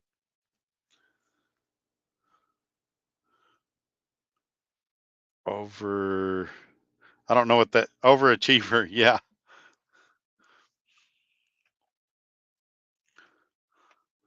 Started my MRP lease. How can I get 3,000 miles? Is it your DM? Need a few tips. It's actually a combination of things.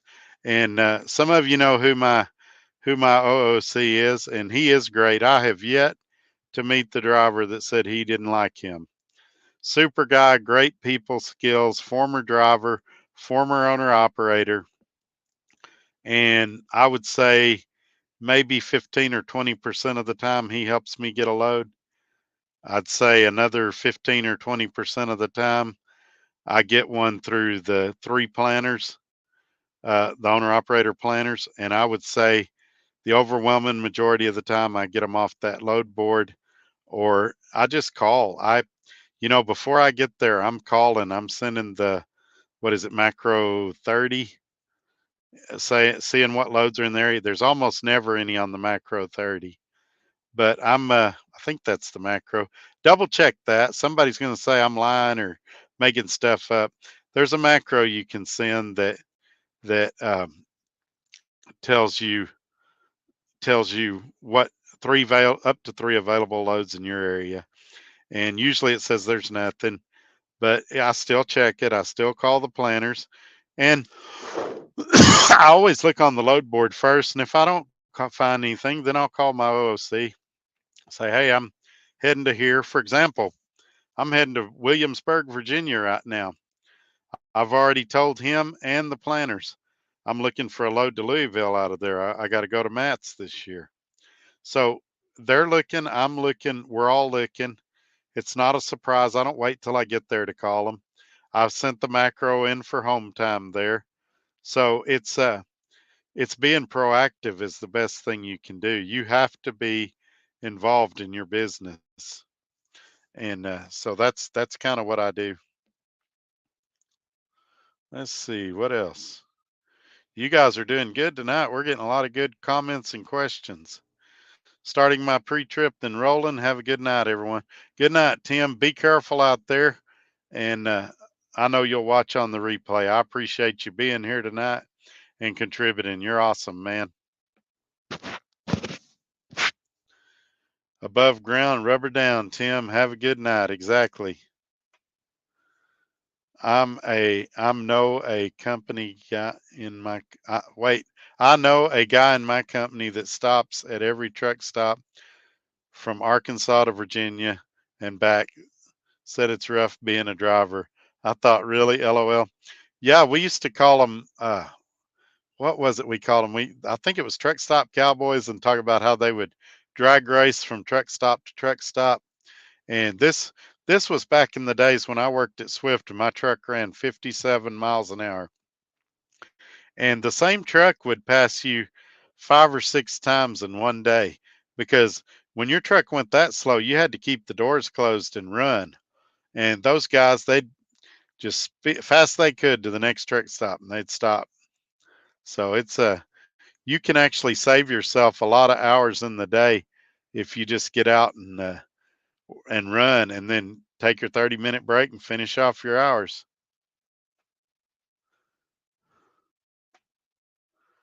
I'm trying to put that up. We'll come back to that. Let's go down here.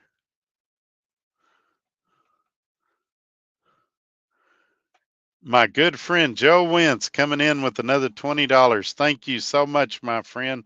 He had a new video come out today, and I hadn't had a chance to watch it yet, but I'm looking forward to it. And we've already had discussions of when he could come back on the show again. He's fun to do a show with. He's a really funny guy with a lot of life experience and things like that. So hopefully we can get him back on again pretty soon.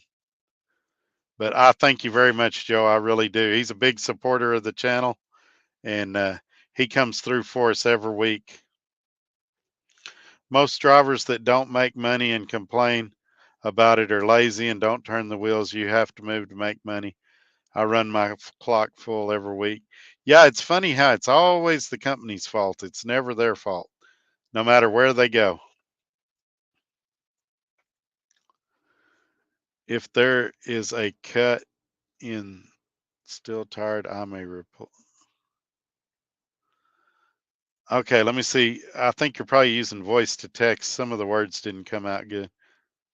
If there's a cut in the steer tire, I'm gonna replace it right away. Yeah, yeah, you should. That's tires have got better over the years, but there was a time where if you blew a steer tire, there's a pretty good chance you were going to have an accident.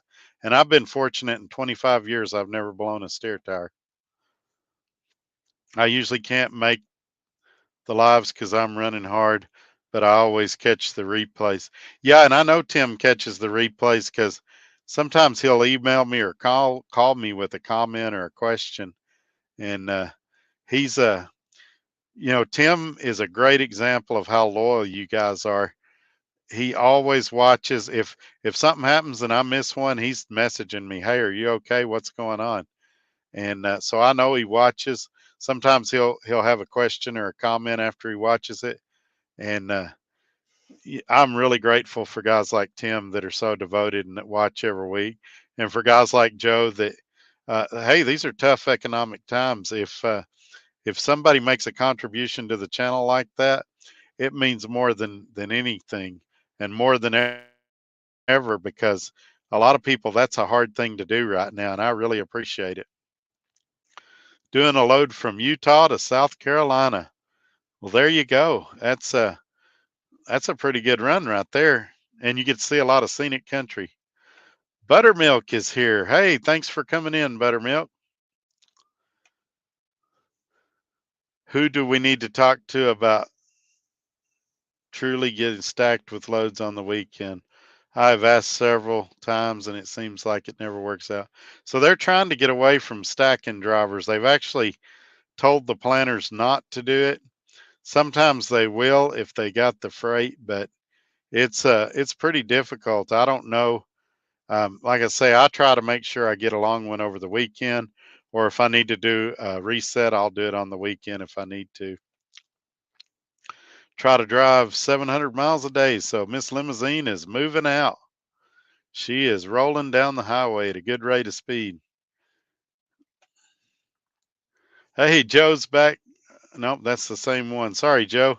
I'm getting caught up on the comments. Somebody else sent one and I'm getting down to it. Swift is trying to force hazmat now. No more pay to pull it, I'm sure. On our contracts, it says $35 for a hazmat load. And Michelle told me they're now paying 50, but I hadn't been able to confirm that. It may be different next week. But yeah, it's they told me that less than 3% of the loads in the company are hazmat. So they weren't really pushing it too hard, but maybe they're starting because of the market we're in. Not bad, 15K. I don't know what that is. Sometimes all the comments don't come through.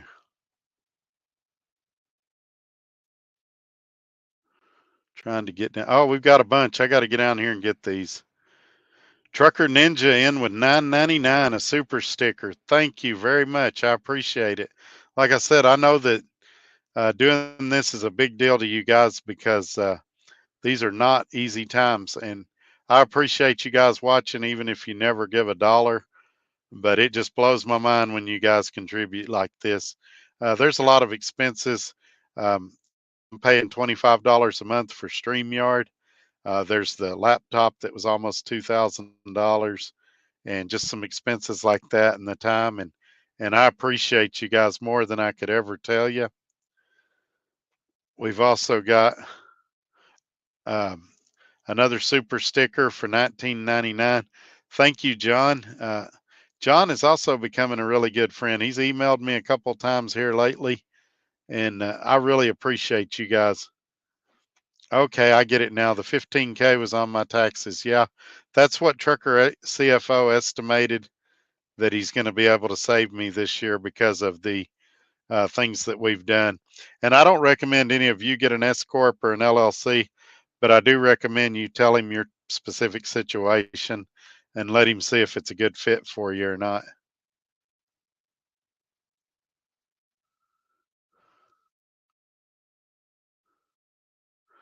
Okay, I see I missed a question I missed Joe's question. Let's do this again.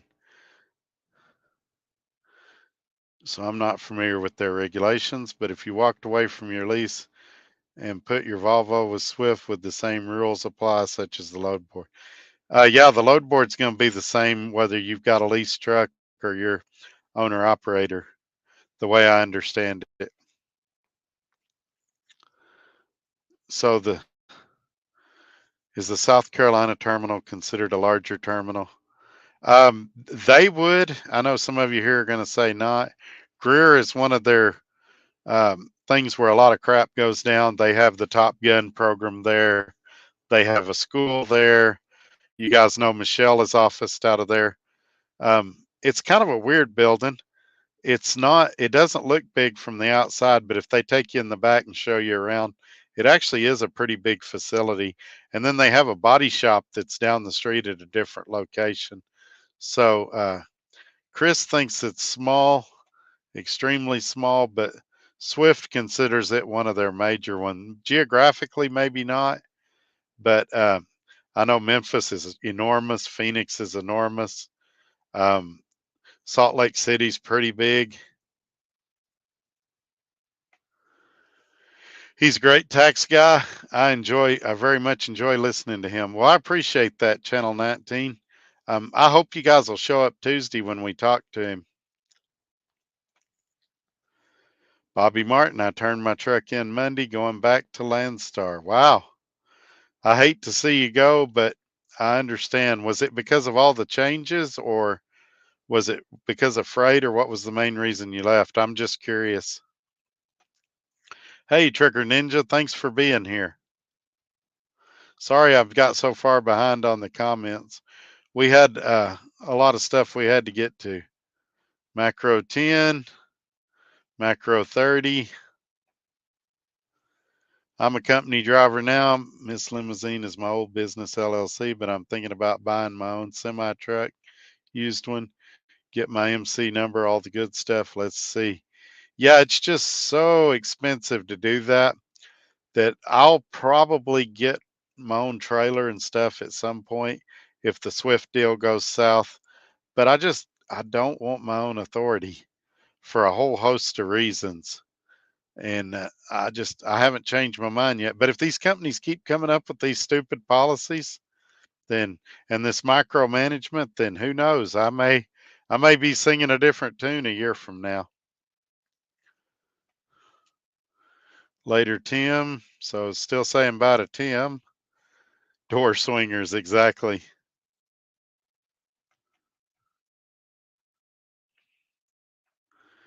Should I change my DM? Not. I don't think he's an OOC. And do you know anything about the T call? Is it just $75? Okay, so if you are an independent contractor, if you're doing a lease purchase, you have an OOC. You don't have a DM. If you're a company driver, you have a DM. The $75 for the T call, they had some clarification on this on another video earlier in the week, has only been charged a very few times since they implemented it, like back in 2019. It is for like if you deliver or if you T call a load that is being delivered like in the same city. Like if you T called a load that in Lancaster that was being delivered in Dallas. And the reason for that fee is basically so they can have a local driver deliver that load for what it costs them. The example he gave was $25 an hour for 3 hours. If you're T calling a load that say you picked it up in Phoenix, you're T calling it in Dallas, and it delivers in Atlanta, they're not going to charge you the $75 for that because they can just put it on another over the road truck that can still get some decent miles out of it. He said there had only been a few handful of instances where the $75 had ever been charged. And he said that basically it was done because planners would say, oh, you can't T-call it because there's no miles left on it. And they were trying to make a way that you could do it. So he said those loads could be T-called with approval, but that you might incur a $75 fee. And he said they're not going to do it if it's an hour before it's supposed to deliver or the night before. But if you've got a load with a lot of time on it, it's something they'll take a look at. So I hope I answered that question. Do you remember when we actually had real sit down restaurants at all the truck stops, and everyone you went to always had Knights of the Round Table sharing their stories from the road? Yeah, not only that, they everybody was the best driver at their company, and they would tell their dispatcher off. They weren't afraid, and so yeah, and none of the truckers ever lied either. Every story was 100% true. Yeah, those were the days. Yep. So it wasn't Tim that helped me save 15 on my taxes. It was Trucker CFO. And like I say, he's got a new number in the ticker down there. You guys give him a call. I'm not saying he'll save you 15,000, but I guarantee you he'll definitely give you good answers and be a big help to you. John agrees with me. It's macro 30. John, are you going to be awake a while tonight? Because after this live, I might call you. I'm really concerned about your situation. I want to make sure you're okay and know what's going on. I generally agree. The only way I would want to do a hazmat load for $50 is maybe if it went to an area I was wanting to go to, or if it was a load that got me home or something like that. But in day-to-day operations, the extra hassle you get from DOT and things like that, I'm not going to want to mess with any hazmat loads. At least at Swift, there might be some companies where it makes sense to have your hazmat. Driving a Freightliner 7 miles a gallon, all hills are killer. Yep, that's what I was getting at. At least you're not buying the fuel on that. But I was right on at 7 miles a gallon. Yep, exactly, Bobby. I get it, man. I'm sorry to see you go. I hope you found something better.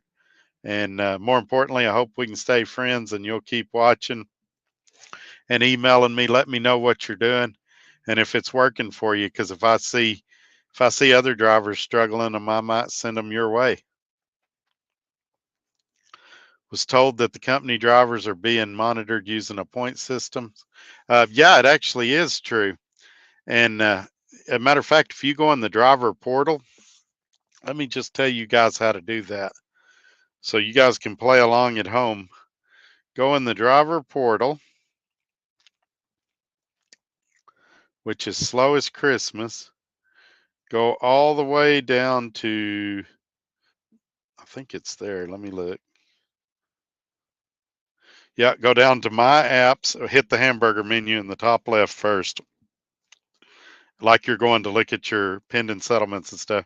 Go all the way to the bottom to my apps and go all the way to the bottom of that, and it'll say Smart Drive.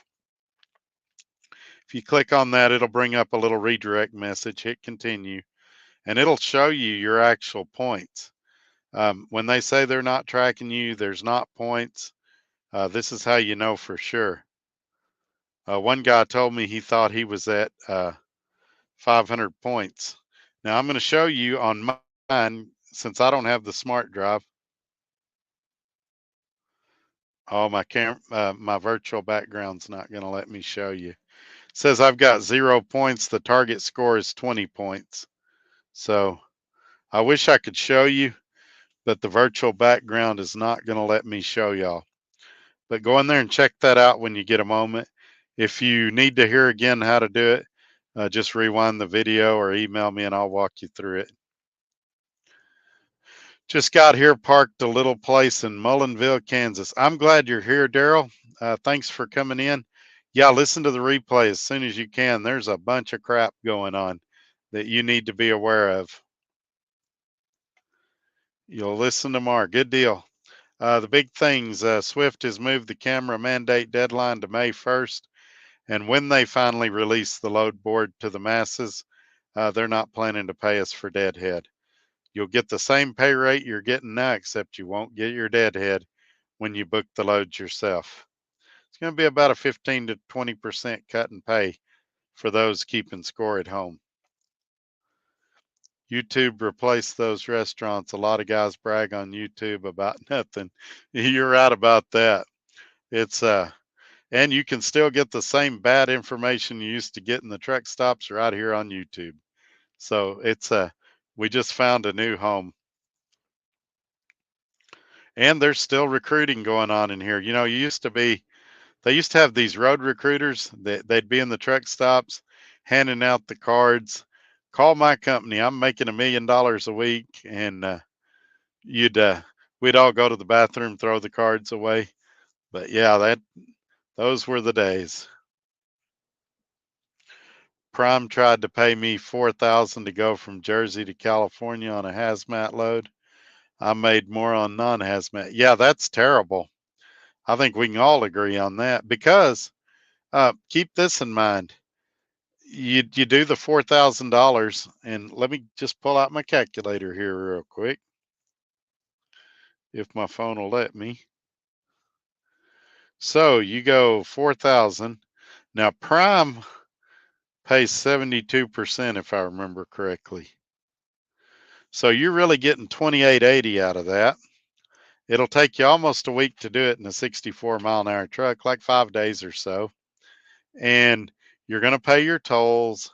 If it's a heavy load, you're going to scale the load, presumably. So it's not going to be great money when you get done. You're going to pay $1,200 for the truck. You're going to have, I don't know if they reimburse for reefer fuel or not.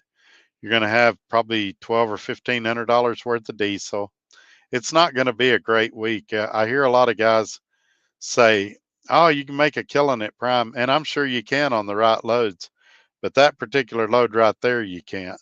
And I'm not bashing Prime. There's guys that do real well over there, but you need to be making a lot more than $4,000 on that run. And then you get to California and you may or may not get a good load coming back out. Is there a specific amount of points? Oh, yeah. After 20 points, they start reaching out to you. That's the target.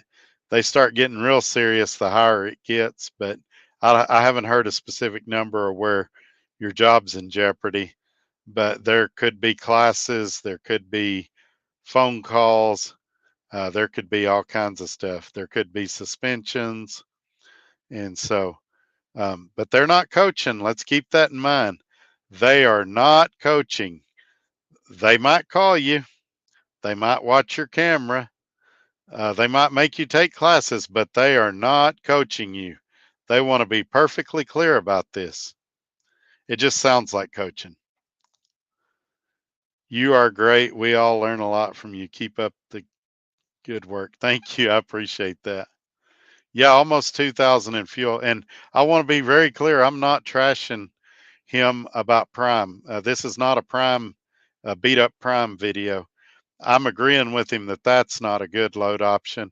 And I think he made the right choice turning that load down. Now, had he came on here and said, they offered me 6,500 to do that, maybe it's okay at that point. But at $4,000, giving 28% away, yeah, I would have done exactly what he did. He laughed and turned it down. There's 75% if you've been there 10 years.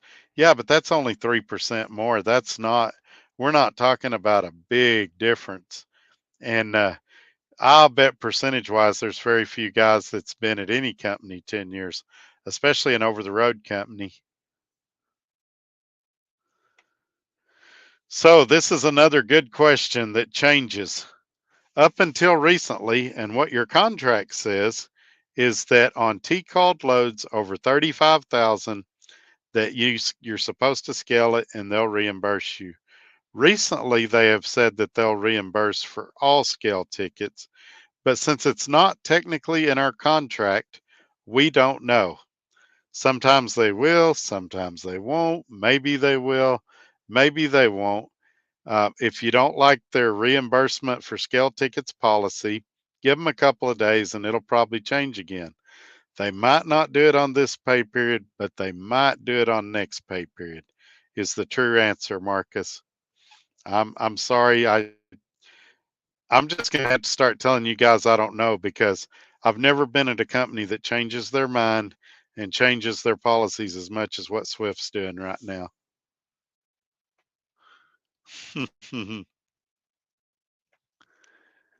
Keep pushing. Yeah, I'm gonna push my way into the unemployment line. I guarantee you I'll get a phone call tomorrow. But I mean, what am I supposed to say at this point, folks? I mean, really, you want me to come on here and defend them and say, no, it doesn't bother me that I might lose my detention pay. No, it doesn't bother me that everything I've been telling you, they change. And then the next day they go back and what do you want me to say? I got to tell you the truth. Sure, I want you guys to come to work here because I work here, and the more people we have, the stronger we are. If, and this is a big if, you guys put me as the referral, I get the bonus. But half of you aren't going to list me as a referral. I'm helping a guy right now that put another big YouTuber as his referral, and that big YouTuber won't help him. And so, I mean, I don't know what to tell you guys. That, like I said, if you're looking for a channel that'll lie to you and defend Swift at all costs, there's a channel for you, but it ain't me. I'm going to tell you the truth. And it's going to be to my detriment at some point. But I guess what? When I leave here, I'll leave with my integrity. And the next place I go, you guys will believe me whatever I say about them because you'll know I've told you the truth. And that's what I've got to do. All right, John, I'm going to give you a call right after this show. You and James are getting the first calls tonight. So, James, if you're awake, you're on my list too. Come June, I'll be at Nova 14 years. Well, that speaks a lot right there. That either says that you're a really good guy that don't job hop a lot, or it says that Nova's a really good company that makes it impossible for you to quit by treating you good, or both.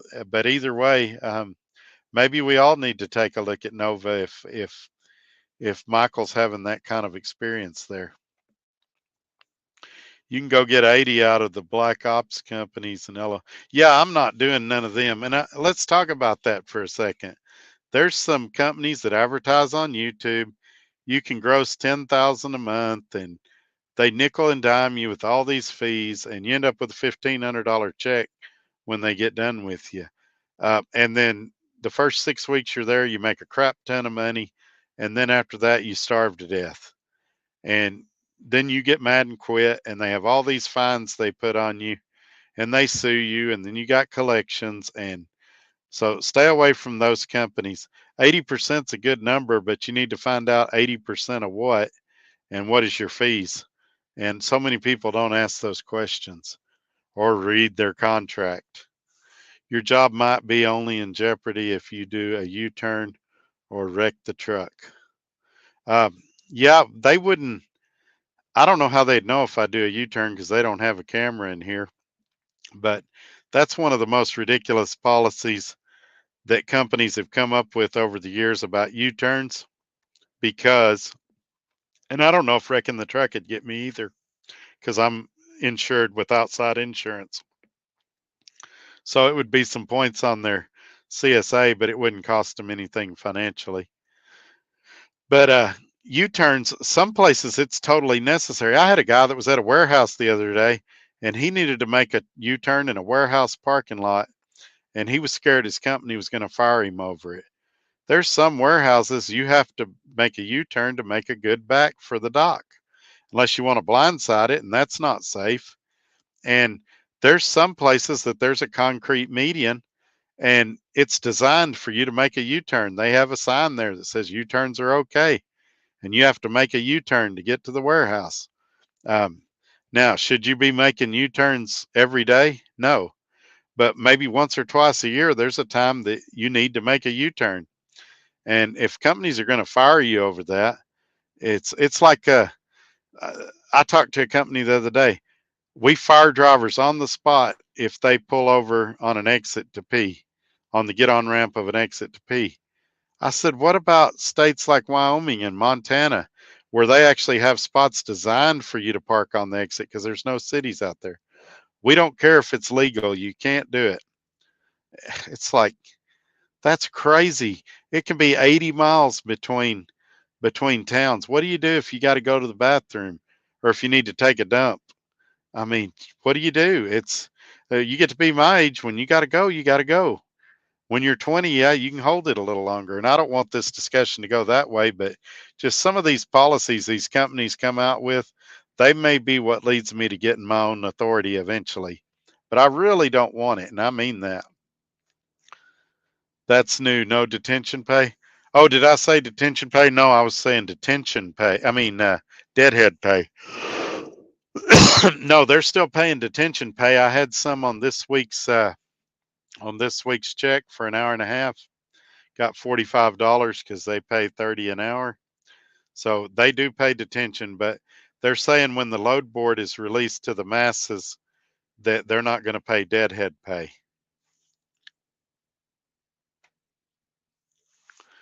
And knowing that you did not lie to them. Yeah, yeah. Integrity and your credibility are a lot more important than any job. And when this ends, whether it's next week or 10 years from now, I'm going to be able to walk away saying I told the truth. And I'm going to hate when I leave. I'll be honest with you. There's a lot of people here that I really like, but I just, some of these changes, man, I'm hoping that people say, well, what's your point with the video? Nothing's going to change. I'm actually hoping that's exactly what I'm hoping will happen. I'm hoping that several of you tomorrow will call the company and express your concerns about them not going to pay deadhead on the load board when it comes out to the masses, and they'll reevaluate that. I'm hoping several of you will call the about the no load situation, and they'll take my suggestions to heart and consider doing some broker loads or trailer spots or something like that. That's exactly what I'm hoping comes out of this. But I know what will come out of it. There will be guys that'll record clips of this video that take me totally out of context, and they'll try to get me fired. Instead of trying to help drivers, they'll try to get the driver fired that's trying to help drivers. And so I know what's coming. I'm going to get a phone call tomorrow.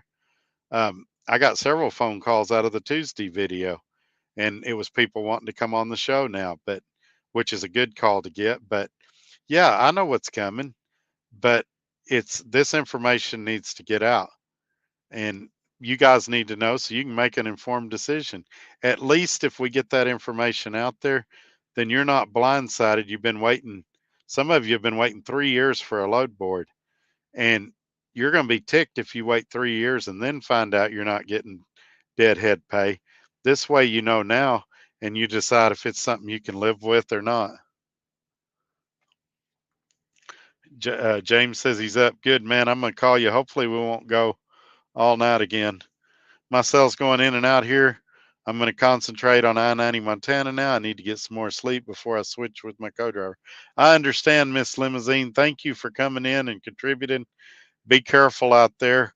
And if you get a chance, watch the replay. I'm sure there'll be a lot more come out tonight.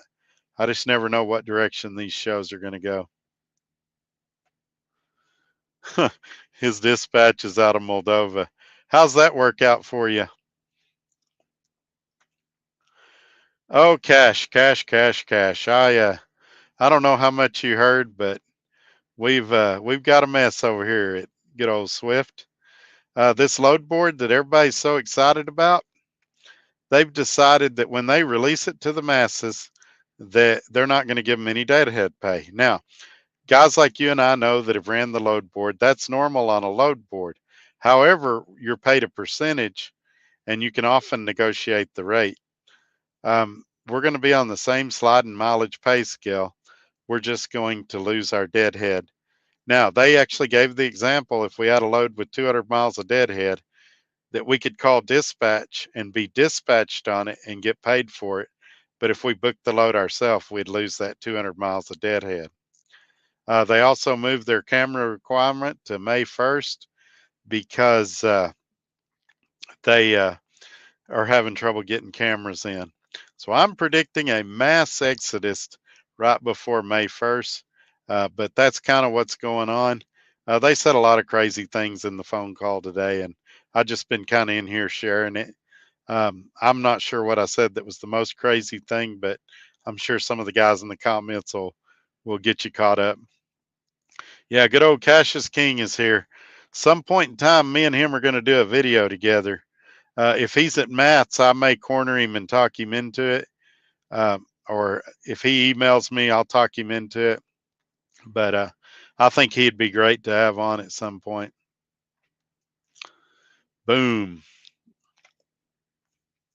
What kind of rates are y'all seeing out there? I was in Denver today and everything was around $1.25 a mile. We're on a sliding mileage pay scale. It goes anywhere from $1.15 to $1.36 a mile, and then we get a fuel surcharge on that. On top of that, on up until recently, the rate was really good. This week it's dropped off. I think it was 46 or 48 cents. I hadn't even looked this week. I've been so buried, but it's just not great. And there's a million reasons why things are the way they are. But my question is, and I hope somebody in here can answer it. What are we doing to fix it?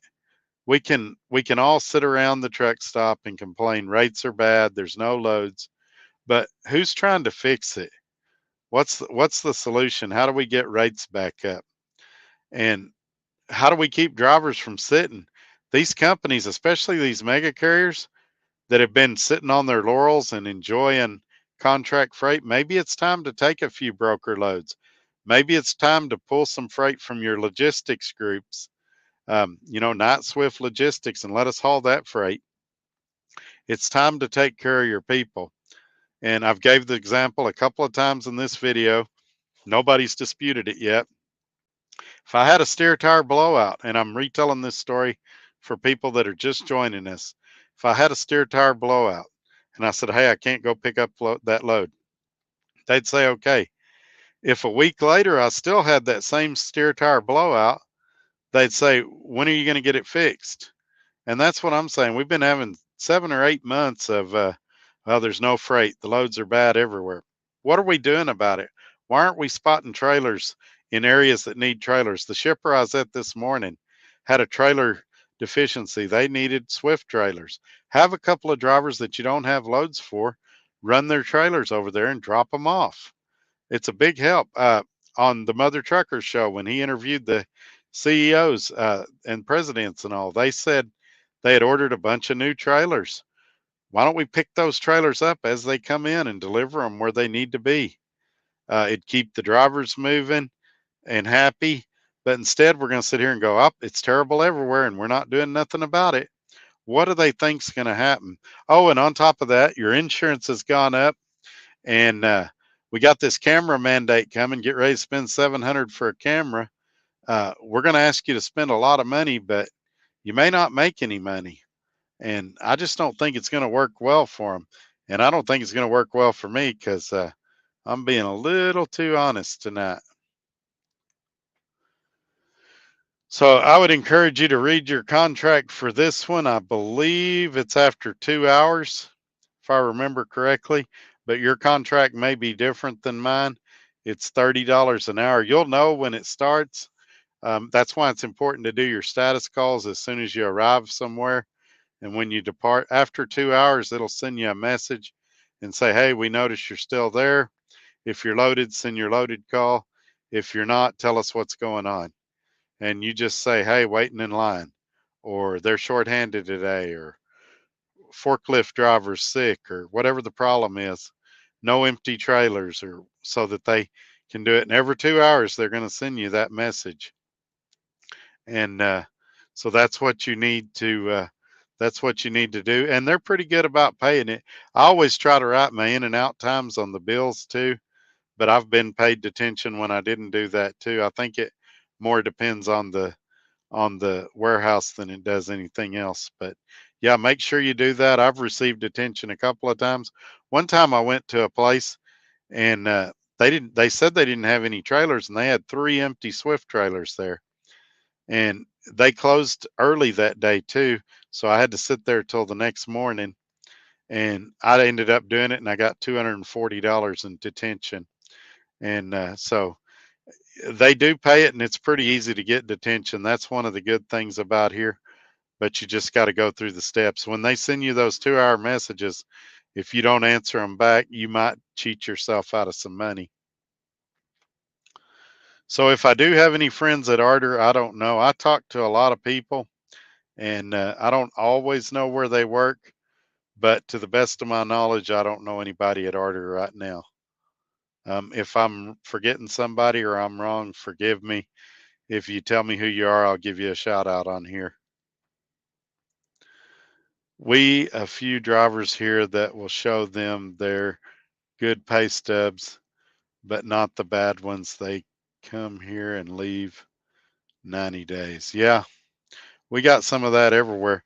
I had a guy I'll never forget. He told me I was stupid for working here, and he was making so much more money at his company. I said, well, send me some check stubs. And he cherry picked his best ones. One of them had like a $4,000 bonus on it, and none of them had his fuel on it. And he said, well, I paid for the fuel with my own cash, so that don't count. I said, you can't count my fuel against me, but not count your fuel against you. I said, let me take my fuel out of my settlements and then let's compare. So everybody wants to look like they're doing the right thing, and everybody should be doing what they're doing. And I just say, if you're happy doing what you're doing, great. And if you're not, let's try to get you happy and see what we can do to make your situation better. Will you guys be able to bid on this load board? Absolutely not. The one thing that is certain, we will not be able to bid on this load board. We will be on the same sliding mileage pay scale that we're on now, except when it's open to everybody, we will not be paid deadhead miles like we currently are. So get ready for a 15 to 20% pay cut. so you can pick your own loads. How they're going to do that, I don't know, because my contract clearly says I'm going to get 85 cents a mile for deadhead miles, and I'm assuming they're going to have they're going to say you have to sign a new contract if you want to be on the load board. So currently they're paying us for the first 100 miles, and if it goes over that, we have to call in and request that the deadhead be added on there. Have access to the load board. Have access to the load board, Bridgeview, Illinois, where the terminal is. Oh, that's good. Is Tim and Jason still at Swift? I hadn't heard from them in a while. I haven't heard from them either.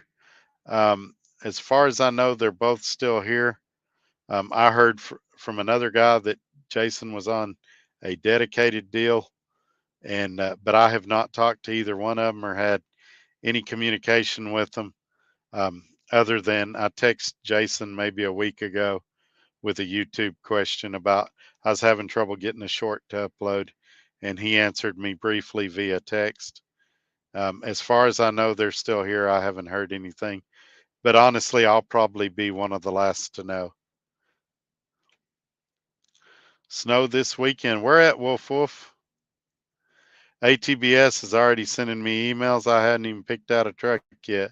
As of this week, Swift isn't requiring 2,500 down. Yeah, that's great. I'd say jump in before they do. But that's part of the problem. The fact that we have to say as of this week, I would say get it quick before that policy changes.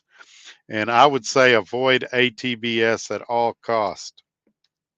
They used to be a great tax service, and I personally don't feel like they're anymore. I did a lot of research before I left them because it's a big deal to change. And Trucker CFO was the one that stuck out for me. And I've got his number down there in the description below. Obviously, they're closed right now. They're on mountain time, but tomorrow morning, give them a call. And we're going to be doing some stuff with him in the coming weeks. I'm meeting up with him at Matt's. We're going to give out some t-shirts on Friday afternoon, do some things like that. And so if you're in the area in Louisville at the end of the month, show up. We're going to have a good time and hang out and all that. Hopefully I'll see you guys there. Funny when a big trucking company buys another trucking company, says no freight, they know more than they let on. Yeah, it's funny. I don't know. There's so much I could say, and you guys know what I'm thinking, and you can draw your own conclusions. I've already said enough. I'm going to be explaining myself tomorrow. Anytime I ramble for 2.5 hours, I'm going to say enough to get myself in trouble. Wisconsin. Yeah, I bet it's cold up there. I think I'm in Illinois right now. I've been here so long, I don't know. I stopped and got some diesel. I didn't want to get diesel here, but I did. Where am I? I think I'm in Illinois. Oh, it brought up YouTube stuff. Where am I? I think I'm in Illinois. Yep, I'm in Morris, Illinois. I was correct. And my good friend Brennan, that I got the Volvo from, he lives over uh, near Ottawa, and I wouldn't mind seeing them, but I think the time of night I'm going to pass through there might not make it possible this trip. He's usually in here as 38M. They're great people, and I'd sure like to see them again, but I just don't think it's going to happen this trip. And I want to drive his new Challenger if he'll let me. I got to get up to Wisconsin to see my Packers play. Yeah, I'm wondering what's going on with Aaron Rodgers. I haven't got to watch the news a lot lately, but evidently there's some stuff going on with his contract up there. I need to do some research and see what I can find out. I I don't know. I like the NFL, but I don't get to follow it as close as I would like to. I've only been to Wisconsin once last winter. Yeah, yeah, it's not a bad place. The people are really friendly up there, but they have some harsh winters. Trucker CFO is great. We paid them to do last year's taxes, and we're now their clients. Oh, that's awesome. That's awesome. Did you switch over to them as a result of my videos, or did you find them on your own before me? He's like I say, we're talking once or twice a week now. He's a pretty good guy. I'm liking him better and better the more I get to know him. And Jessica that I work with there, she's pretty good too. So I've got a lot of good things to say about him. Yeah, I agree. You're not missing nothing with ATBS. You're gonna I can assure you if you get ATBS, you're gonna regret it. Folks, it's been fun. Be back on the road Monday. Stay safe. You too, Michael. We'll see you. We're going to be wrapping up soon too, I think. Only guys with deep pockets can afford fuel in Illinois. Yeah, it depends who you ask. Some people, because of IFTA, say, yeah, you should buy fuel in Illinois. Some people say, no, you shouldn't. Um, but it's not going to get any cheaper the further east I go. I'm going to be going through, Indiana, Ohio, West Virginia. And so I had to get it here. It all works out in the end, though, I think.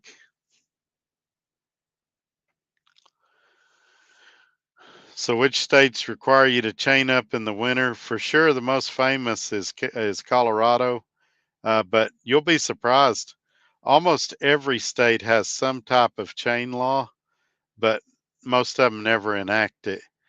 You can Google and find out about the chain law in each state, but most of them just says when needed or as required. But Colorado's the one that if you don't carry your chains in your truck, I think it's from May 31st to, I don't remember the deadlines. There's several months there that if you don't have chains, it's like a $50 fine. So I carry the tire socks because they take up the least space. They're the lightest. I believe if it's bad enough to chain up, you shouldn't be driving anyway. So that's what I generally carry. Right now, I've got regular snow chains under the truck, but so they were in the truck when I got the truck. But if I wouldn't have those, I'd have my tire socks in here. But the chains have never been out of the bag, and they'll never come out of the bag. I won't use them. I'll just park if it's that bad. Oh, good deal. Good deal. Did you tell him that? Because it really helps him want to come do the show when you guys say stuff like that. I think you probably did. It seemed like he mentioned you to me. Chris is getting a good laugh. It's tough out here right now. I haven't seen a 5K deposit this year. Yeah, I can understand that. I've seen a couple, but sometimes I'll have a referral on there or something like that. But yeah, it's tough times right now. There's, like I said, that's why it means so much when these guys make a donation to the channel, because I know there's a lot of guys out here hurting, and when they send $10 or $20, that's money they could probably use, but they've decided to share it with me, and I appreciate every one of you, even the ones that don't give. But it sure makes it nice when you guys do. I ain't gonna lie. In Utah, does I go 1K Utah? Does I go every week? Huh? That one didn't come across real good. Sounds like it's you go to Utah every week. They seem lenient about the law. Yeah, Utah's one of those states that they seem lenient, and then all of a sudden they'll pop you. But most of the time they're pretty good. Let's see. I've heard people say that you want to fuel in the higher tax state because it means the pump price is ultimately cheaper. But at the same time, that doesn't mean you don't have to pay that tax. Yeah, there's competing theories there. Some people say that the credits equal it out and that you're going to pay in every state anyway to focus on fuel economy. Some people say nope, subtract your IFTA out and figure it that way. That may be a question that I'll ask Trucker CFO on Tuesday and see if he's got an opinion on it. But I must be doing something right. I paid my fuel tax this week and seems like it was 21 or $22. So if you come pretty close to breaking even every time they settle up with you, then you know you're doing something right. I've never used chains. I have them in my trucks just because Colorado requires them. Yeah, I think there's a lot of people that way. And those socks are nice because they don't weigh nothing and you can put them in the corner and they're out of your way. And that way, when you get pulled over, you meet the requirement.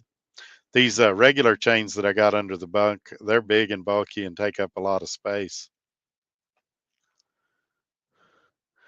Yeah, I agree. I like Trucker CFO a lot. I keep hearing how tough it is, but as a company driver, I'm running my butt off. Yeah, and I would say, like I said, I ran 3,600 miles this week, but that's not the normal. The 2 weeks before that weren't near as good,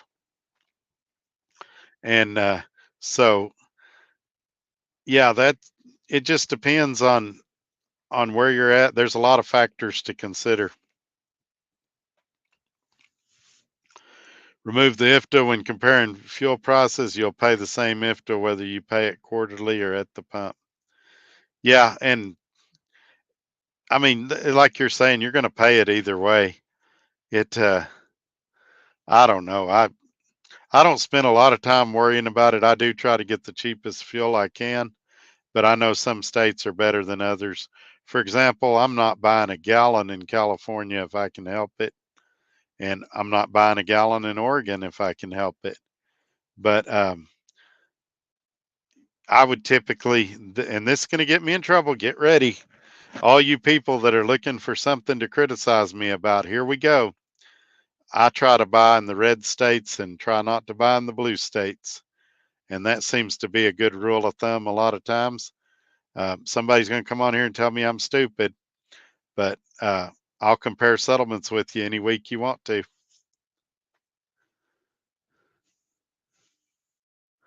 Yeah, I agree. That's what's holding me back from the spot market right now, to be quite honest. The rates just hadn't come back up. And I seen somebody, well, on that conference call I was on today, they said they think they're going to come back up in April, but nobody really knows for sure. I'm averaging 21, 26 per week year to date, W2. Yeah, but that's gross, isn't it? It's still pretty good for a company driver, but that's gross. Or are you netting that? Yeah, Fuelbook is one of the apps I use. I also use Mudflap. It's been having some pretty good savings lately. If you look in the description of this video, there's a link for Mudflap. If you use my referral code, I think you get $10 off your first tank if you do it within 5 days of signing up. I also have the ES Advantage fuel card. It's in the description. I always save good money with it, about 1,400 a month. Check that out. If you don't like my fuel card, that's fine. Just get you a fuel card. The Swift discount is not the way to go. And so look at those things. So Fuelbook, Mudflap, and ES Advantage, and I think I said one more is the way I do it. Got them all in my phone in a folder, and that's how I determine where I'm going to fuel and things like that.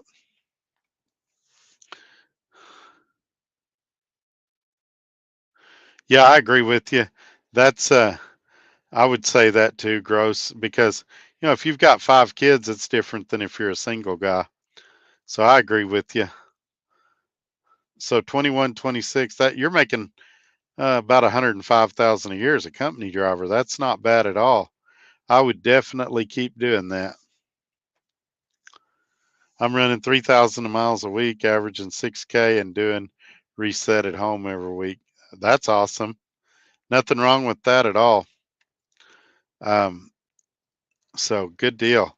But you're doing a lease too, aren't you, Salamanca?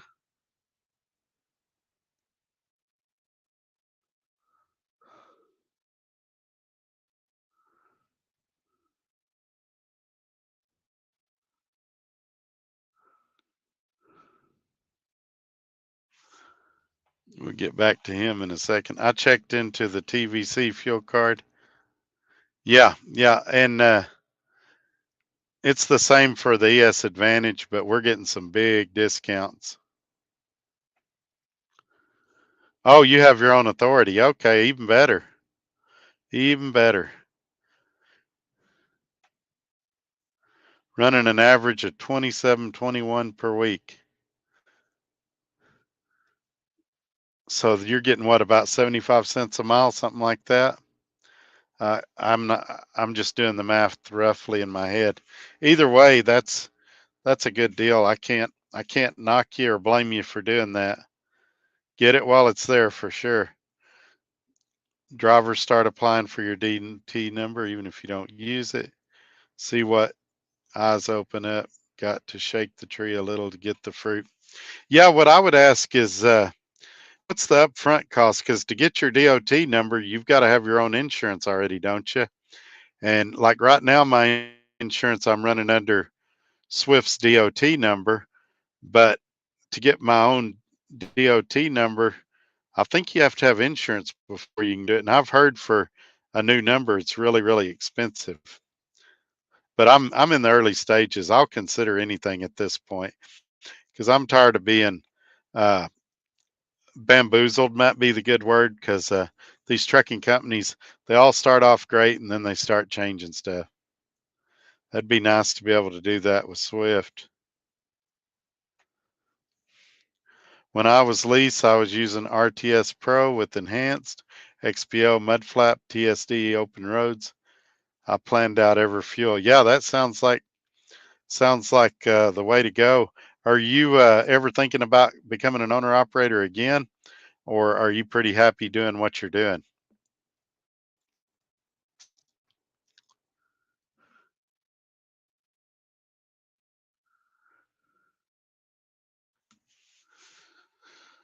Ooh, I got to put some heat on back here. I wasn't expecting to go this long.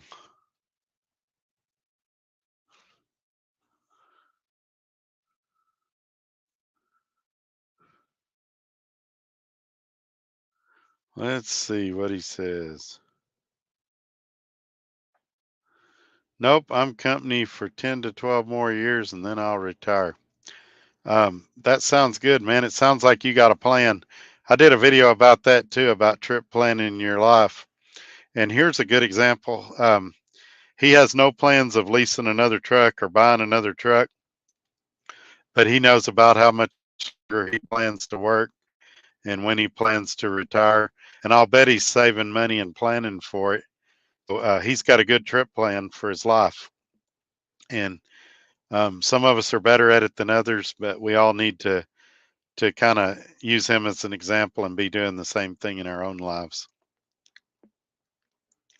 And speaking of trip plans, I'm fixing to wrap this up and go back to work. I got to do a little more driving.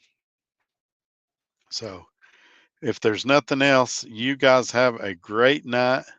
We'll see you on Tuesday. We'll have Trucker CFO on. Write down some questions. I've got a ton for him, and we'll hit him hard on Tuesday and pick his brain, and hopefully we'll learn a lot. Good night, man. Thanks for being here. I appreciate each and every one of you. Y'all be safe this weekend, and we'll talk to you soon. Email me, and well, let's get one more. I run 6 days out, return on Saturday morning, leave Monday morning. Oh, that's awesome. That's a good deal too. You guys take care. Be nice to each other out there. Help each other.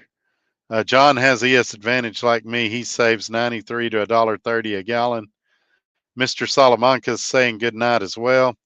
Y'all take care. I appreciate you being here. Thank y'all for everything. And feel free to email me, and I'll get back with you as soon as I can. Y'all take care. Bye bye.